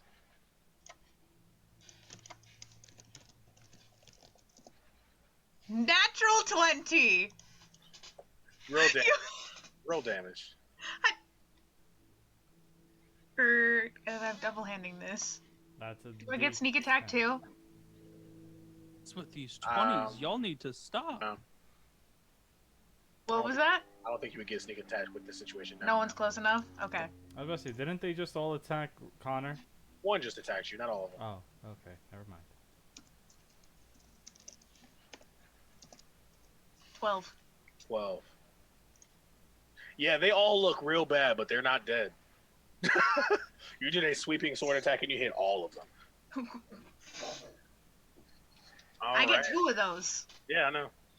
No modifiers again? Yep. Oh, that would have been it would have been 2d10 because crit. Sorry. Let me roll that extra d10. All right, how you want to kill him? That took a whole of the 3 other points. Well, It just she took takes- another 1 point actually, but she takes her blade and she just die, twigs. Whoosh. all right, cool. You swoop your hands all through, and kind of like in a feat of like you don't play golf, you play baseball, and you just you home run all of these twig blades. There's only one twig blight left, and it is standing behind Connor because he just attacked him. Do you let this one live? You said there's one left? Yep. Can I pick it up? Sure. I'm gonna pick up the twig. Okay. Takes it and she kind of. Yeah. Just kind of. She like sticks her sword back. I just rolled a Constitution saving throw for it, and I rolled a natural 1. It dies in your hands. I saw his So you face. just watch her pick it up, and she takes it and she goes, and it dies. And she's like, It just goes limp. okay, well, I didn't mean for that to happen, but okay, and chucks it off. Actually, no, she doesn't chuck it off. She's like, and sticks it in her bag. Okay, cool. What do you guys do? Everything's dead. Romanor will kneel in front of each of these nature creatures and say a prayer to the Wild Mother and hope that their souls go to a good place. Meanwhile, he's doing that. Connor's gonna try to pay attention to see if he could have picked up where the voice was coming from. You noticed that there were 3 different voices coming from 3 different directions. 1 toward the sky bridge and 2 from behind you. Az is looking for the girl we're supposed to be escorting. She is nowhere to be found. She just starts cursing in Elvish. Just, whatever. Then's just going to come floating out of her darkness cloud, hovering just a little bit off the ground because she cast fly right before she slipped out. Connor's just gonna look to everybody and just go, well, there's 2 behind us, 1 by the sky bridge. I suggest we hurry to the one by the sky bridge and knock them the hell out, and then just deal with the other 2 when they come after us. Well, I'm up for some more murder, so why not? But you look like you need help. And she looks to Romanor. Can you fix him up a little? How far down are you? He just kind of goes like this, kind of like cleans the blood off the side of his mouth. I'm like, I'll manage somehow, but he's about 1/4 of his health, almost. How much down are you? Like, how much do you have to heal to full? 54 points. Jeez. Romanor will place a hand on his shoulder and drop 40. So you will go 40 hit points up. Does anybody else need healing? I'm just fine. Same. He'll place his hand on his chest and drop 10 into him, and that's all of his lay on hands. Cool. As you guys walk up towards the sky bridge, you see standing alone in the center of the sky bridge walkway is the woman you were supposed to be escorting. Nice of you to run away. Nice of you to kill all the things that I thought would get you. Bitch. I told you we should have brought her to the authorities. She kind of looks at you all and she says, "We took Cal home." And she jumps off and turns into an eagle and flies off. Counterspell. Counterspell at what level? 3rd level. You can't counterspell wild shape. Ooh. Oh, I didn't know if it was polymorph or wild shape. It's wild shape. Or I don't think you can. You know what? I'll say How you far cannot. away was she? She is currently flying, so she'll probably be about Make 50 me a feet away. charisma save. 16. What if I said I rolled a natural 20? Damn you! Damn you, Daniel. I mean, I didn't. I rolled a 12. Oh. You're... Oh, just wait for this. Just wait for this.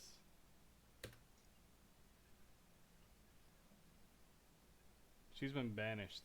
Ooh. Okay.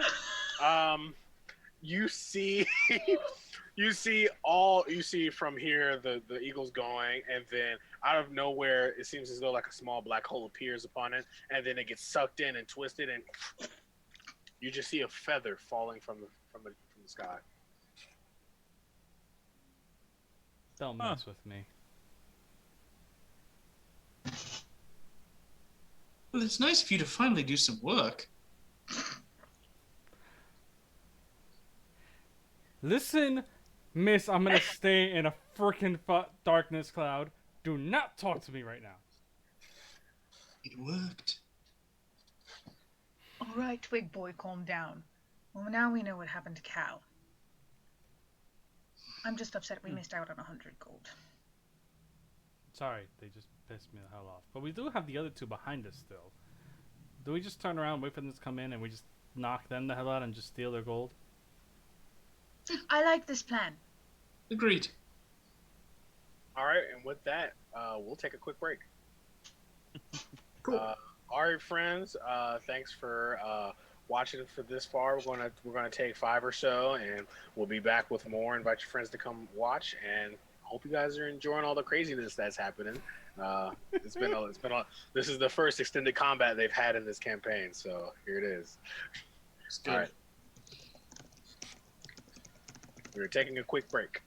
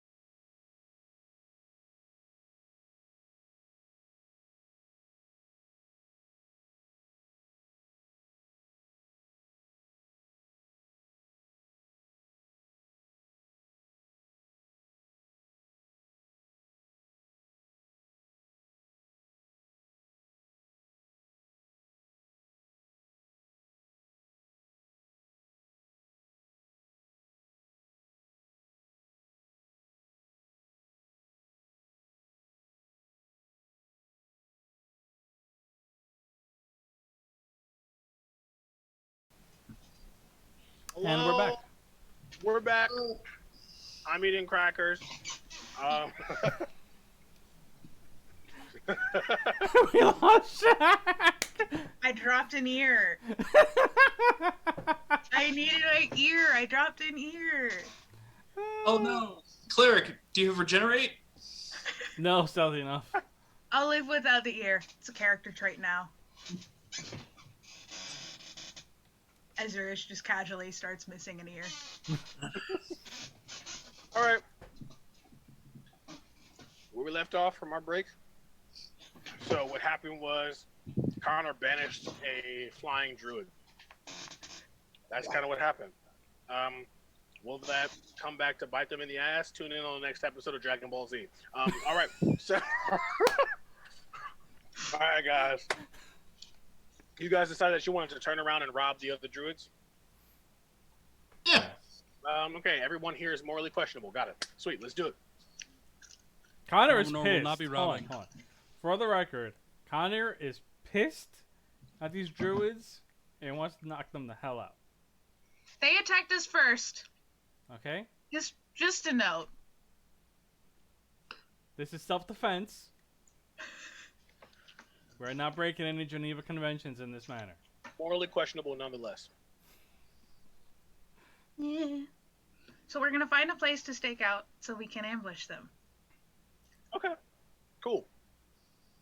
As you guys decide that you're going to walk down the bridge to the Skyway back towards the city, you guys then look and see that there's a few trees that you guys can decide to hide behind. But before you even do that, you see a half-orc man and what looks like to be a rabbit folk walk out of the trees, both wearing leather armor. I swear, if you're here to hit us too, I'll hit you harder and first. The rabbit folk looks at you and just laughs. Do you think you could hit me if I wanted you to?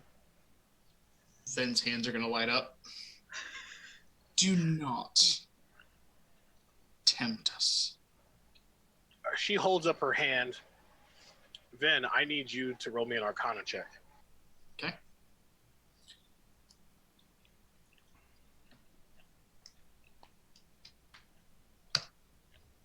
$13. Or make one as well, being an Oath of the Watchers. Sure. Use some of that stuff. Yeah.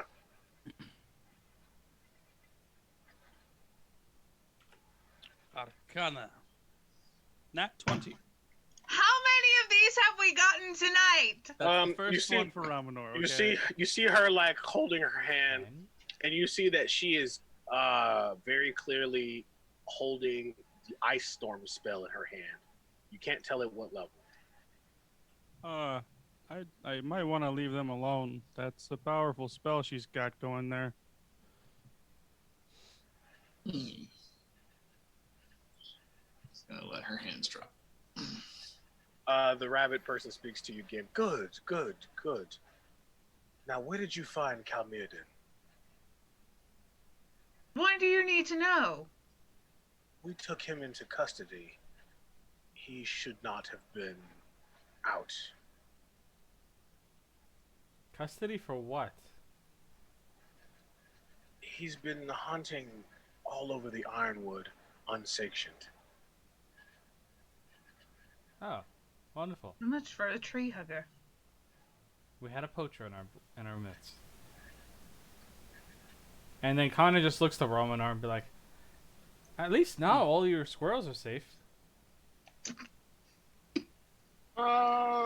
Give me a go ahead and give me a deja vu die For for Az. Odd. Again. Here, we're trying it. All right, Az, you remember that in your past with Cal Meriden Toldor, you remember that his what he was really out here to do was to hunt demons, but they disguised themselves as the local fauna. So he was always seen to be killing deer and they seem to be very like majestic things, like a 42-point deer or something ridiculous like that, or things of that nature. But what he was really killing were demons and devils. But no one can be convinced of otherwise.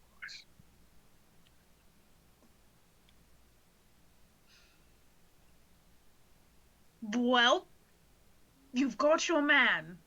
We picked him up over in. I forgot the name of the place. The nest of. The The hive of- necropolis. No, So the the lost necromancy hive, thing. yeah, the lost hive of necromancy. It's basically We found him in the lost hive of necromancy. I mean, he killed a fiend. I don't think he was looking for animals there, considering the place it was.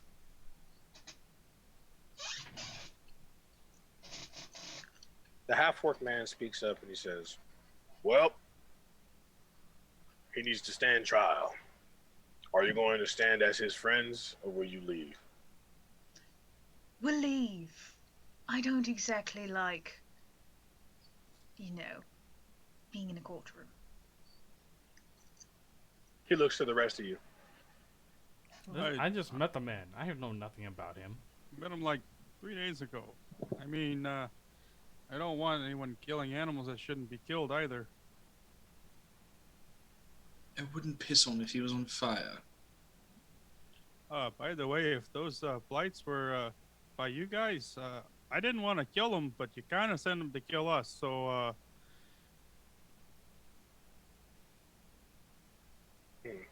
sorry. I'm not. The rabbit folk woman speaks up again. She says, "I hope we don't have to cross paths again." Me neither. Next time, And- this blade is going through you and not a tree. They both disappear into nature. Damn it. Well, Can we just keep Ramanor. going? Ramanor secretly glad we didn't have to rob anybody. Azurus is very much the opposite of the spec. Fine. Moving on. We need to get to Orstead. Because we need to get to the Game Master. At least then we'll make some money. Connor, absent-mindedly. Isn't that like the second job that we've lost money on? well, maybe if you could fight a tree. Oh no, there's no need to be so mean about it. And as, just in this moment of snaps her fingers, and Katai appears on Connor's shoulder and just kind of like flicks his tongue out at his cheek and just and then retracts it, and then she snaps again and he's on her shoulder.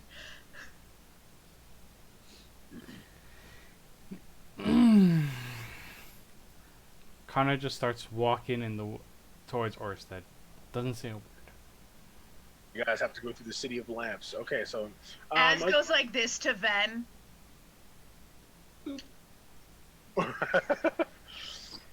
So as you guys go ahead and start walking up towards the city of lamps, again, it's the same sight you've seen a million times at this point. You've been on this bridge probably 4 times in 3 days. Okay, and as you do that, you go ahead and you walk into the city of lamps again. It's just a grand sight, a city that is basically domed over, that has a bunch of paper lanterns flying in the heights. And as you see, it seems like this city is in a perpetual state of golden hour or dusk. And you can see as the lights kind of flicker in and out, and in and out, and in and out, as just the lights get lower and higher. And you're just going through the entire city, not even paying attention to the beauty that is the city, not even paying attention to the people sitting next to you, or not sitting next to you, but just kind of walking past you. And you decide you're just going to beam it straight for Orstead. And as you do, you guys are getting towards the edge of the city of lamps, and then you walk out. And I need one of you, doesn't matter who, I need one of you to make a history check.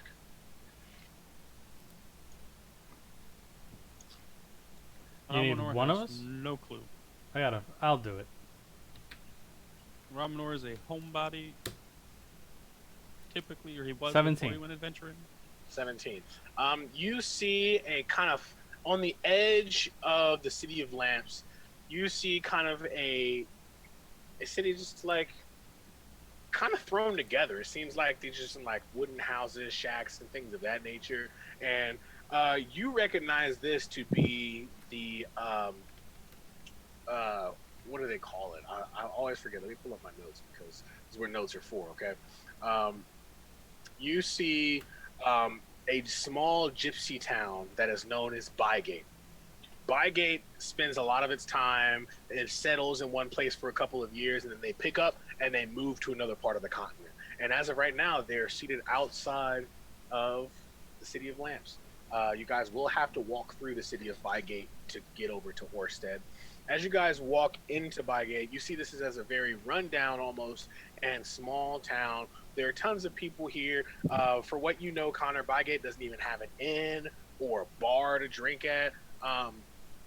But they do have some little fun wares and things like that you can go find as long as you know where you're going. Do you guys want to explore this small town or not? I just passed the information off to everybody. Unless we can make money or get information, I don't care.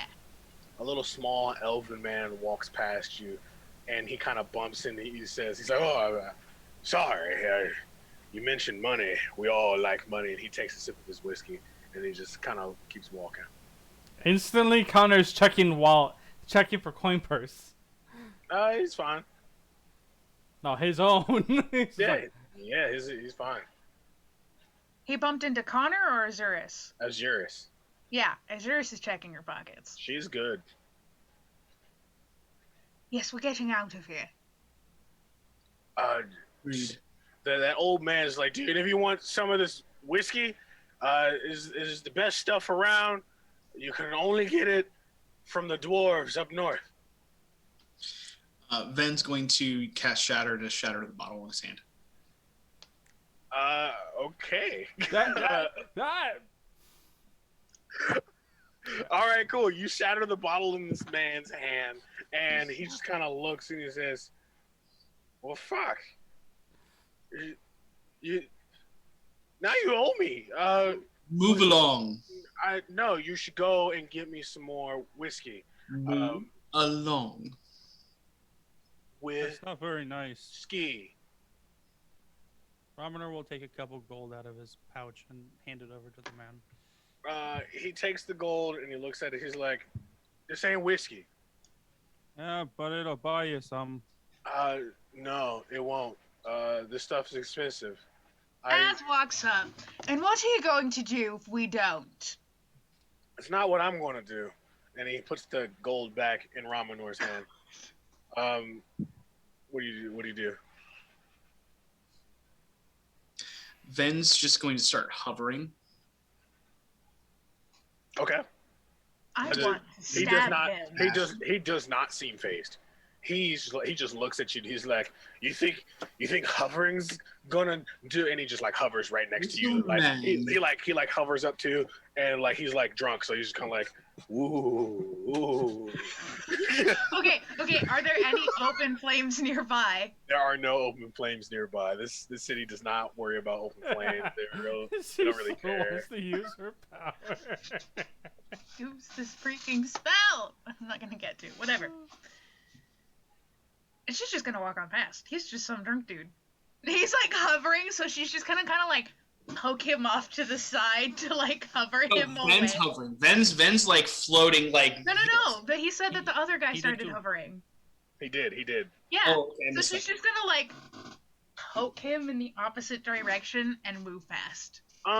As you do that, you see in his eyes an old, like kind of like a second of sobriety, and he looks at Az and he says, "It seems as though you've lost your way. If you find these dwarves, you might find something you need." And then he kind of goes back to his drunk demeanor. Who?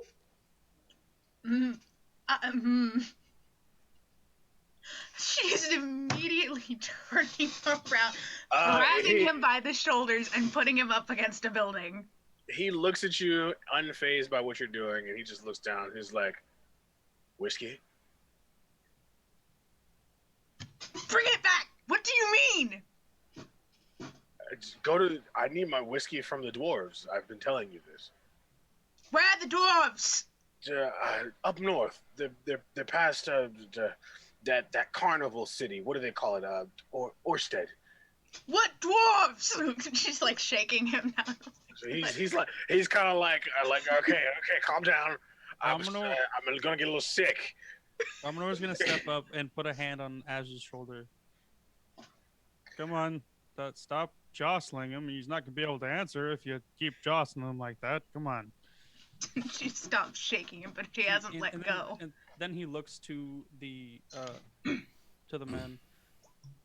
Could you politely just kind of tell us who we're looking for so we can understand what we're going to do? The dwarves. It's wary whiskey. Is the dwarves up in the wary stronghold? They make it by the barrel. It's the best stuff ever. You should try it. You should get me some. Bring it back. You should try it. I think you'll love it. Do you like ale? He's looking at you, Ramiro. You like ale? I tried it for the first time the other day. It's pretty good. It's 1,000 times better than ale. Oh, that sounds pretty good. Az is just staring at him and is like, "No, you're coming with us," and then just starts walking away, dragging him along behind her. As I want you to make a strength saving throw. Oh, jeez.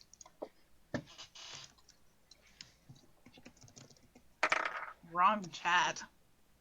Wow. Thank the Lord I did not send that.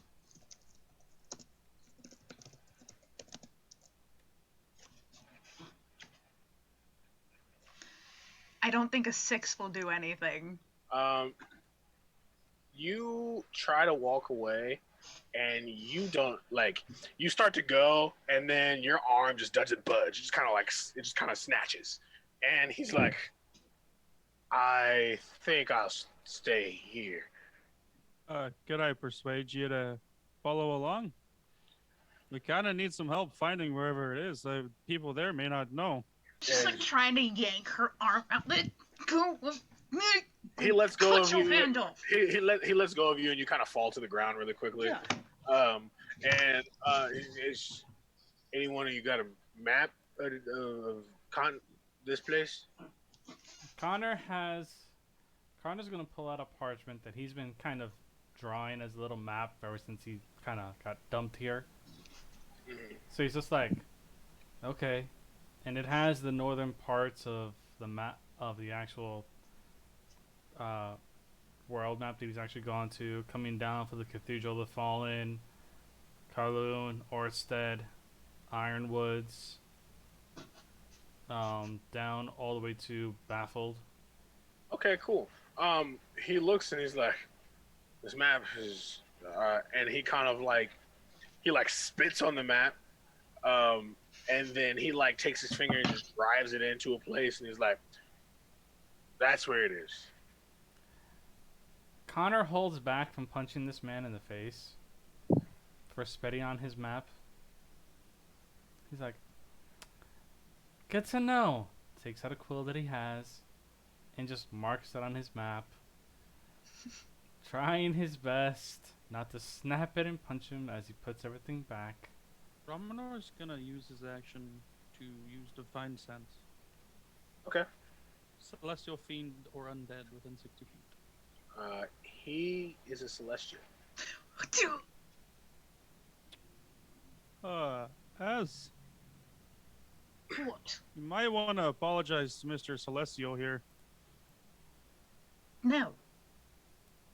Az doesn't care about any of that. And she just completely turns to him. Name. Can't exactly come back if we don't know who you are or where to find you.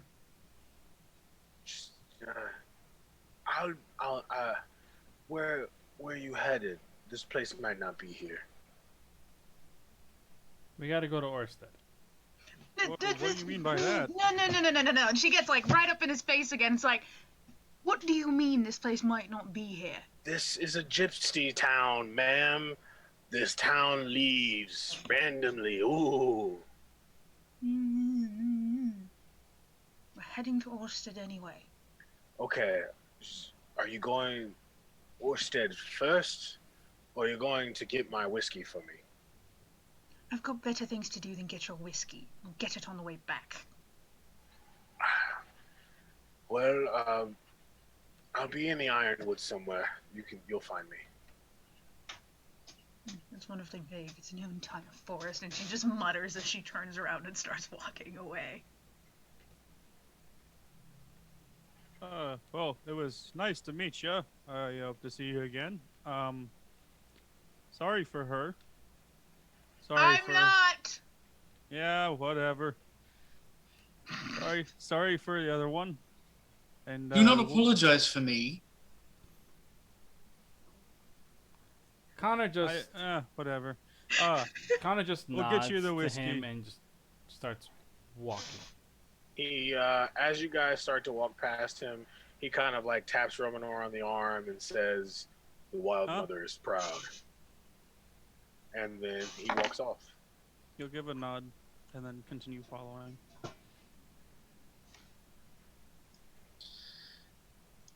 You guys do? Ye god says, and ye elf says, "Screw you, whatever god you are." Connor just starts heading off towards taking the path that he already knows to get up to Orstead. Okay, cool. Like, so you guys are walking through Bygate. You guys are walking through a large hilly region, and you can see just flying over you all kinds of birds. It seems like a nice tipper day. It's partly cloudy, 72 degrees. It's a perfect day. Perfect day. Not too hot, not too cold, mildly humid. No, as you guys are walking through the hills, you can see that like there are small like farms, and there are people kind of waving at you guys, noticing that you guys are all adventurers, knowing that they don't cause too much trouble, so they're not going to incur too much wrath unless you're bandits. Are you guys bandits? All right, you're not bandits. Okay, cool. And you just guys continue to go. As you do, you come up against a large body of water. It's not really boggy of any sorts. It looks like kind of like a large lake. And you can see in the distance the Ironwood Forest. You can see as of right now, it is about dusk. And if you continue into the forest, you might encounter some things you might need to fight off in the middle of the night. Would you like to camp here or what? he looks at everybody and just goes, "Do you want to rest here now, or do we go into the forest?" Considering what we faced earlier, I'm not keen on sleeping between trees. Okay. So Connor would end up taking a moment, getting ready, and he would end up ritual casting Lehman's Hut. Ritual casting what? I'm sorry, I didn't catch that. Leomund's tiny hut. Oh, okay. Okay, cool. And then he would also look as he's casting it to Romanar and just goes, "Can you cast the alarm around the area?" Of course. He takes the silver string and starts putting it around the entire area. As sets up camp in a corner. Cool. Next door. Yeah, so everybody's in the hut and everybody can rest. No need to worry about it too much. All right, cool. Give me a deja vu die. Oh jeez, we're going even. 6. All right. Before we get into all of that, anything you want to do before people starts to go to sleep? Yeah, as they're like getting ready to go to sleep, and especially as like the guys kind of go off to a corner to sleep, she finally pulls out the stone as she's sitting there. "I'm coming, and we will end all of you this time." The stone starts to vibrate, and as that happens, you hear in your head, he says, "Like I said, let's see if you can do it again." The stone cracks in your hand, almost in half. Ugh. Just She just looks at it. Oh, I'm going to enjoy when I put my blade through his throat. And she just shoves it back in her bag. And before you guys fall asleep, Connor, you go to kind of like check your things for the night, make sure you got everything, and you realize your mask is gone.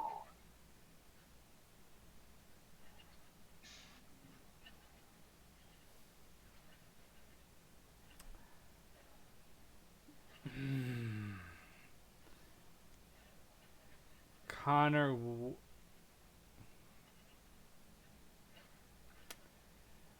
Does anybody remember where I had my mask last? You had it on when we were in the castle thing. Yes, I remember that. After that. No.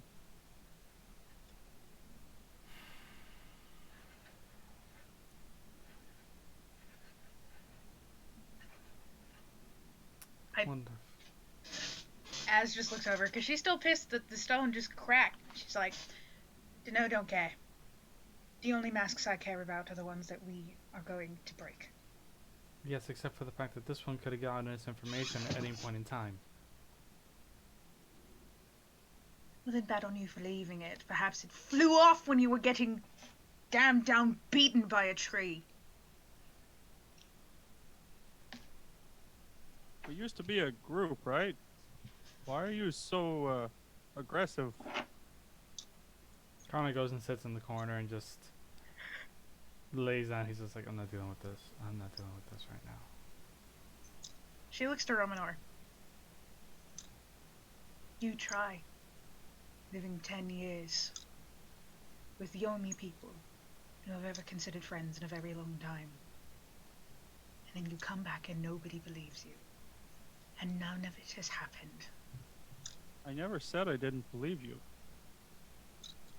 I asked my god, and they said that this in fact was something that happened. Or at least they gave me the idea. Mine told me to believe you and actually stay with the group, so yes. It's one of the main part of why I'm here. Otherwise, I'm here because I like to help people. And what we did to him, I mean, that's kind of mean. We'll help plenty of people along the way. People we're getting rid of. Believe me, it'll help.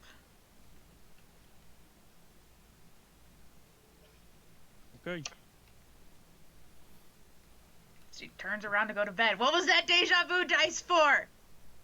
Romanor, before he goes to bed, is going to take out his stuff, take out his incense, the one that doesn't quite fully burn, but it's partially burned, and we'll just do his praying to the Wild Mother. All right, cool. Anything else? Vin, are you going to Banff? Not tonight. She's gonna stay with her sister. Okay. Okay, cool. So as everyone decides to go to bed, Vin, Connor, Romanor, and Az, you guys then all finally drift off into your sleep.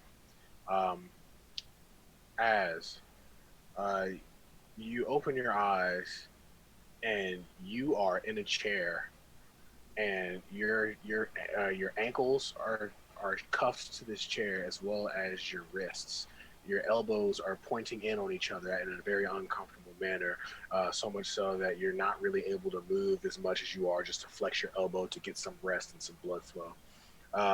You look up and around, and you're in a room with chains that are kind of rusted but hanging in loops from the ceiling, and the concrete is kind of is not rusted off, but kind of withered off over time, and you can see that there have been scratch marks and things of that nature against the cell.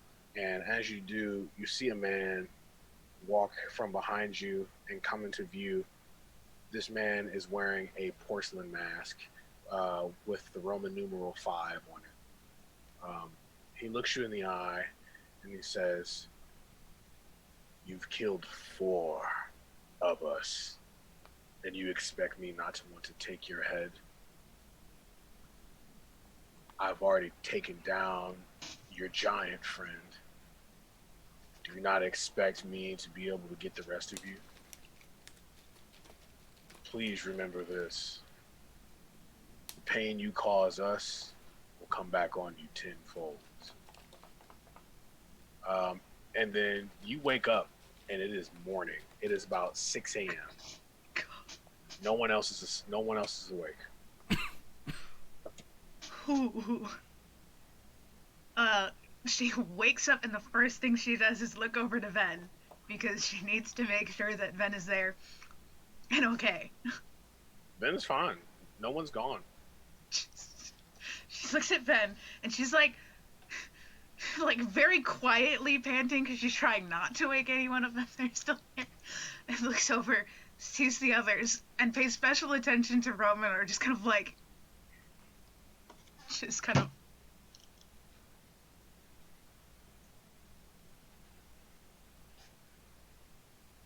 that one.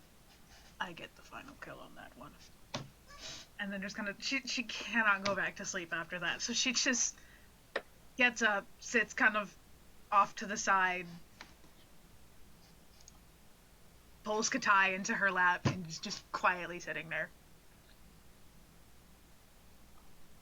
Okay.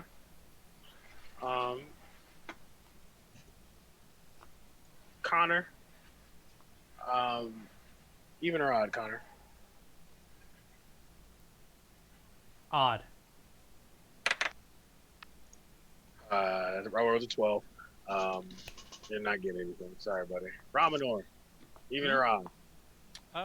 Odd. I rolled a 4. Then, even or odd? Wow. Even. I rolled a 12. Hey. Yeah. Vin, this is obviously going to be a lot more choppy for you. So, in short, out of game, I'll explain this, that the wish spell that he cast, he did not word it perfectly. So every now and again, you guys will also get a little bit of deja vu. But really, it'll only be Vin. Not Vin, but as. Okay. So, Vin, you open your eyes, and you are standing in a city of pure magic. You look around, and you see as running from building to building on the other side, and for some reason you know what you're doing, and you are headed for a giant castle in the center of the city. You know Ramanor is somewhere in the center of this castle, and you also know that Connor is being the handler in this situation. As you go to jump, you feel something grab your ankle and pull you in, and you wake up. Oh God. Then Huh? Yes. We're not. I think I saw something. Did we go to a city once made of magic? Dungeon Master. Yeah, you did. She just kind of You don't remember the name. You don't remember the name, but yeah. just the. Yes. She gets up and goes over and sits in front of her and has her gently, because just gently by the arms. What did you see? You were running from building. You were trying to find Romanor. He was lost. He was in a castle. I went to jump, and something grabbed me, and I fell. I think I fell. That's when I woke up. Did something happen? Just calm down. Just calm down. She just pulls her into a hug. Just. Oh God, you're right. I'm so sorry. I'm so sorry. It's alright. It's alright.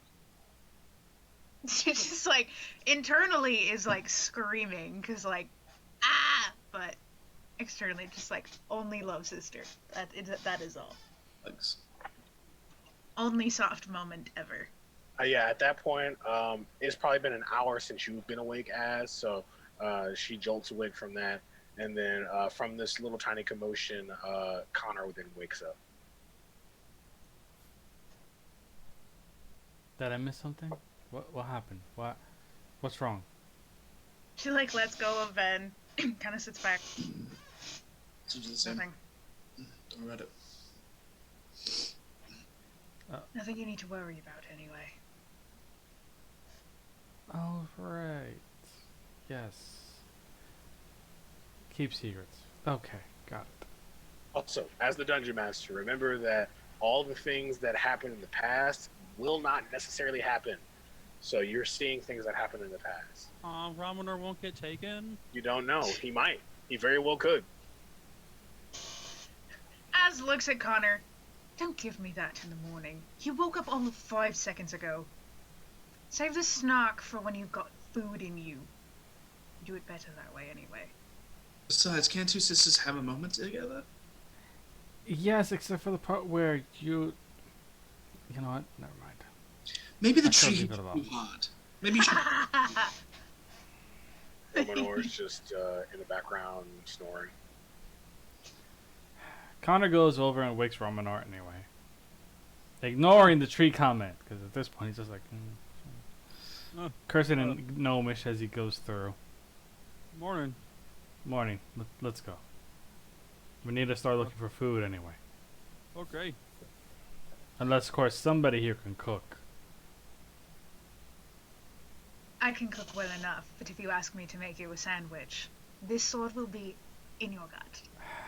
I was not going to ask for a sandwich. All I said was if somebody could cook. This is not directed at you. Not everything is about you. Connor leaves because of his abusive sister.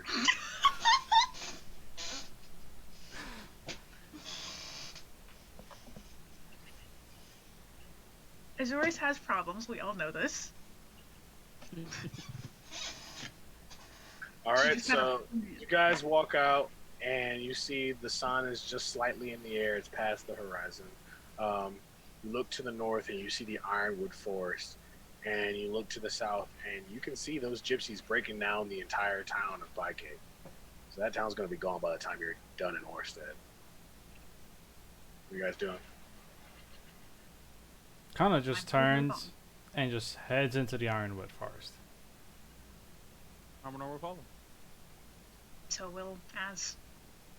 Then I'll bring up the rear. All right, cool.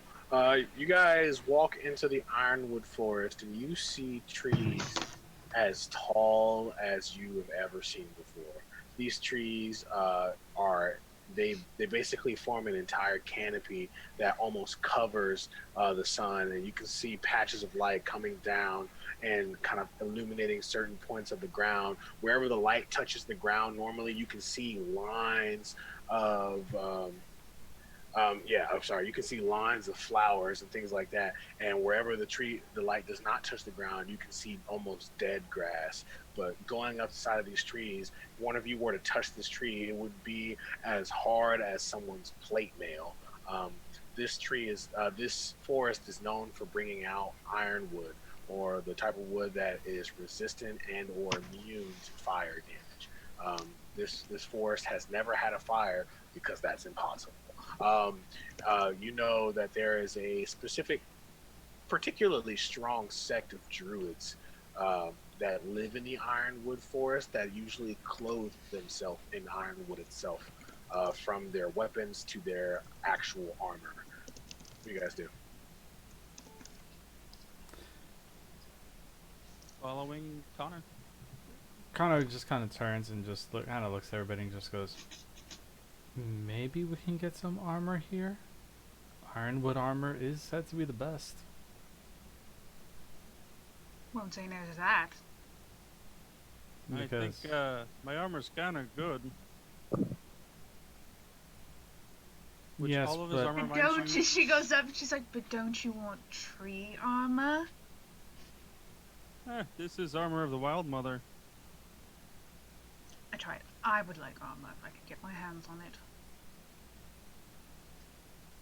Maybe at least tree armor will protect. Well, never mind. We'll just move on. Connor just kind of like clinks his armor. He's just like, yeah, I definitely need a little bit something that's going to be quieter. Everyone will notice Ramanor's armor is just gleaming. There's no dirt on it. It has not gotten dirty. It's not rusted. But that's like the only thing about his armor. That's the only special thing. Okay. As you guys walk through the Ironwood Forest, you can see like small children and women running through the fields of flowers that they can find. While the children are just kind of running around playing, you can see the women are working on these ironwood trees. They seem to be working with a particular type of finesse, as if they know what they're doing and having done this for years. What do you guys do?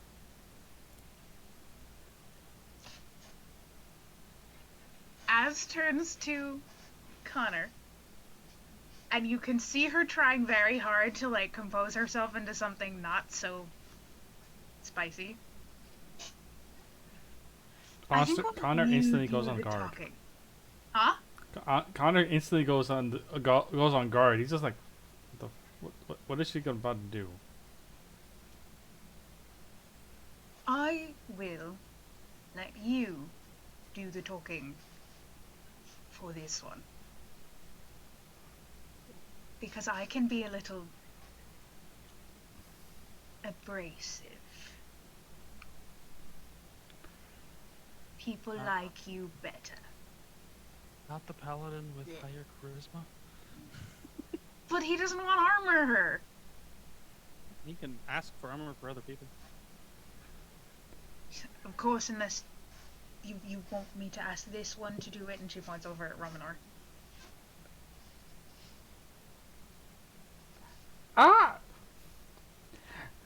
He is completely taken back by this because all he's used to is her, like, abrasive her. For her to be calm and asking him this is already like, he's just like, I'm scared for my life right now. What the hell? He just goes, yeah,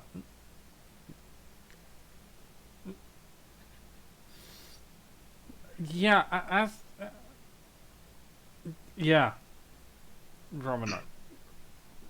Mm-hmm. Turns around, looks at Romanor, still composed. People like you much better than they like me. I would like armor. Can you help me get armor? I mean, I can do that. It would help if you were just nicer to everybody. They might like you more. I don't need everybody to like me, especially in my line of work. I just need to get the job done. You don't have to be nice to everybody, but you can be nice to the people you want things from. Do I have to stand here and take this lecture to get my armor? I didn't say you had to do anything, but of course I'll talk to somebody about armor for you. Thank you. Okay, cool. Romanor kind of like stands up straight, kind of composes himself to get ready to talk. And then Az remembers that he's a 9'6" furbolg. As he kind of like stumps off and to talk to this woman. This woman is wearing a bonnet and a dress, and he kind of Romanor, you walk behind her. Yeah, what do you do? To ease a little bit of maybe some discomfort of him being so tall, it looks like he shrinks 3 feet down to 6'6". Same, still him, but 6'6". Okay. Hi there. Are you one of the people who makes the ironwood armor? She like jumps almost and then turns around, and you all of you see that same rabbit folk woman, this time dressed in a dress and a bonnet, pulling her ears back. She's like, "Oh, hi. What are you doing here in my home?" Az is desperately trying not to burst out laughing, so she has turned her face away and is just... Romanor, you can see she has the ice storm spell held in her hand. Oh, it's nice to see you again. I just wanted to politely ask for some armor if you could get some. I'm glad to pay. She drops her hand very slowly, and she says, "You banished one of my friends to another." That was not me. Now hold on there. Hold on there. Connor, hold on. She tricked us and tried to kill us. I can understand why our group got mad, but that wasn't me. I'm politely asking for some armor. Give me a persuasion check. If I can, Az will snap her fingers and Katai appears on Ramanor's shoulders and just kind of sits there and. Well, can he give the help action for advantage just by being cute? Sure. And then we'll cast guidance. Give Romanar guidance. Which does what? Plus a d4. Okay. Cute lizard said. Hell yeah! It's a 25. That works. She looks at you and she kind of lets. She's like, "If you'll pay, you Of can course. you can buy armor from us." She turns around and she picks up her basket, and she just kind of puts it on her head, and she calls, "Children, children, come on, come on!" And she leads you guys into the secret city of the Ironwood. She leads you underneath the center tree of that entire forest, which is about, I would say, 300 yards in diameter. So you go that, and it has multiple levels going down. You guys see that each person's house, each shop, each inn, each bar is made out of a root from the center ironwood. And you walk down this little spiral, and you see that there are people of all types of beastly natures that live together: half orcs, minotaurs, rabid folk. Furbolgs? There are furbolgs here. You see one or two furbolgs. And as you do that, you guys then get to the center of the ironwood, where they have basically half of this floor of the ironwood tree lit on fire, and somehow the fire does not seem to be spreading. That's not weird at all. This is a nice place you got here. I even see some of my family. You then look over and you see an old half-orc man sitting there at the forge. His name is Sanutar, and he looks over and he's like, "What's this? Do we have people looking for armor?" Yeah, we're kind of looking for some armor. Azurus, what did you need? Hasn't said a word this whole time. She's behaving.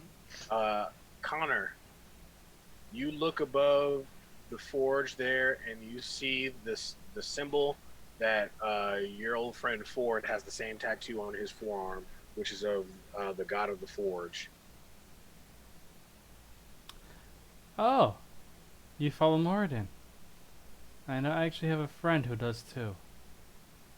He said, "You got a friend who follows more than he must be a good smith. What's his name?"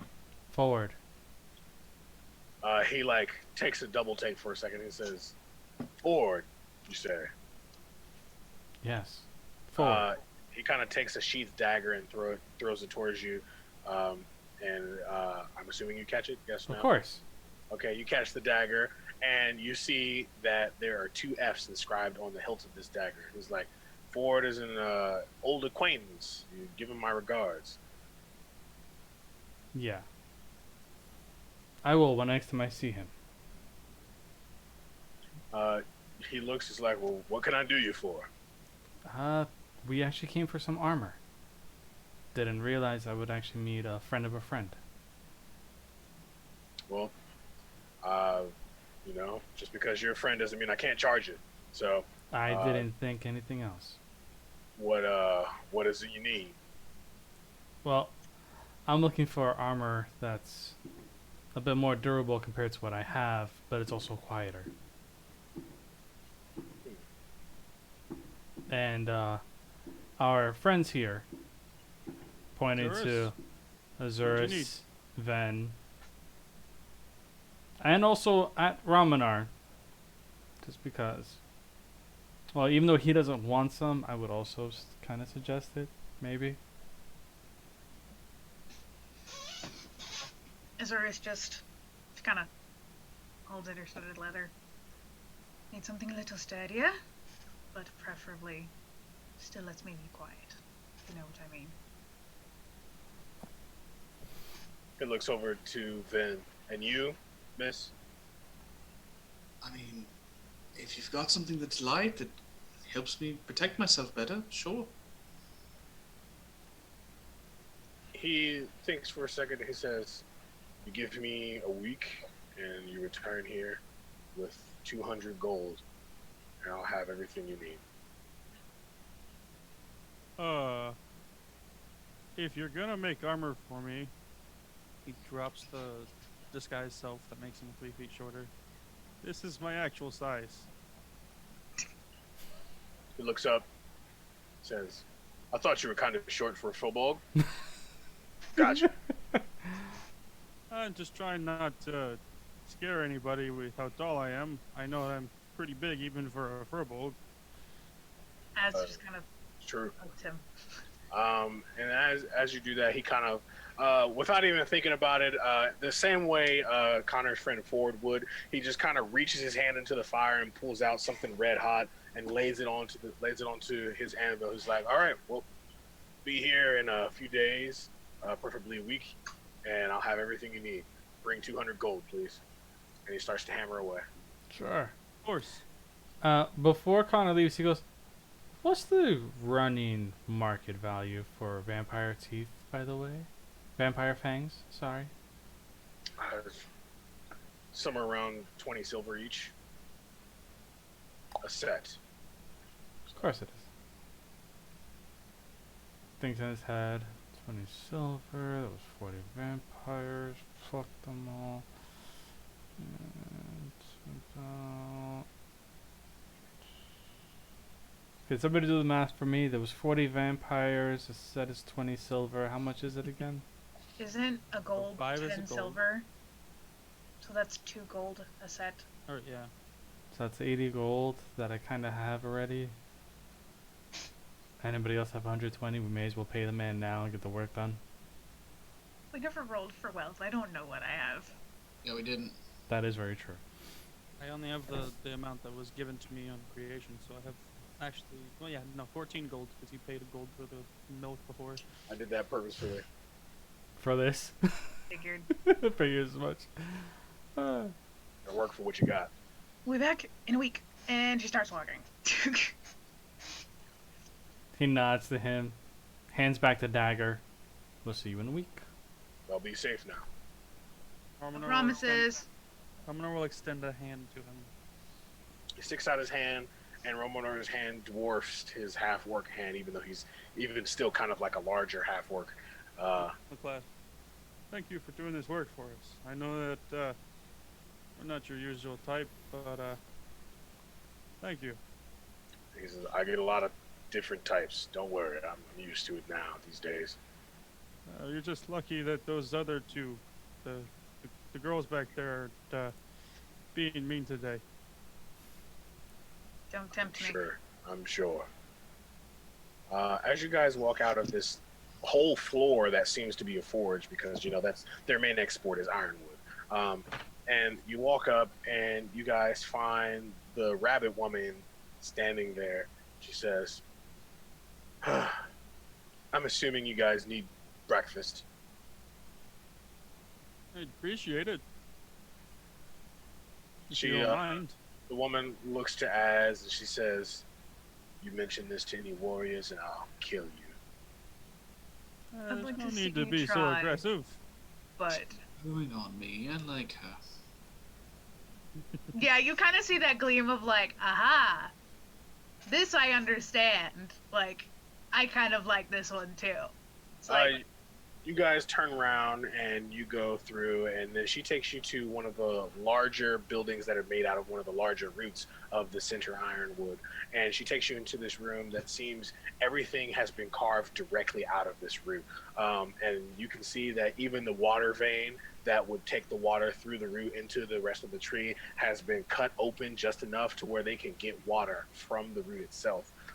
So that they can get water for the customers there at this inn. And she sits you guys down, and she says, "Welcome to my inn." And she gives you all menus. She says, "Well, I guess it's time for you to give you my name. I'm Norris. Just remember that just today, everything's on the house." Thank you. I appreciate that. Maybe have I was milk? a little hasty in threatening you. Maybe you were. Sorry about Maybe your you friend. were. If it's between you and me, she was kind of a bitch anyway. And she just kind of walks off. Do you have milk? She says, "Do we have milk? We have 4 kinds. What do you need?" One of each, please. Gotcha. Uh, Can I get a stein of ale, please? Now, because she's like, "We've got that too." She kind of walks back and Two. she brings back just a bunch of ale and 3 glasses of milk. She says, "Have you ever had blossom wine?" I have not. She says, I never had any wine. I don't know what that is. "It goes great with fish.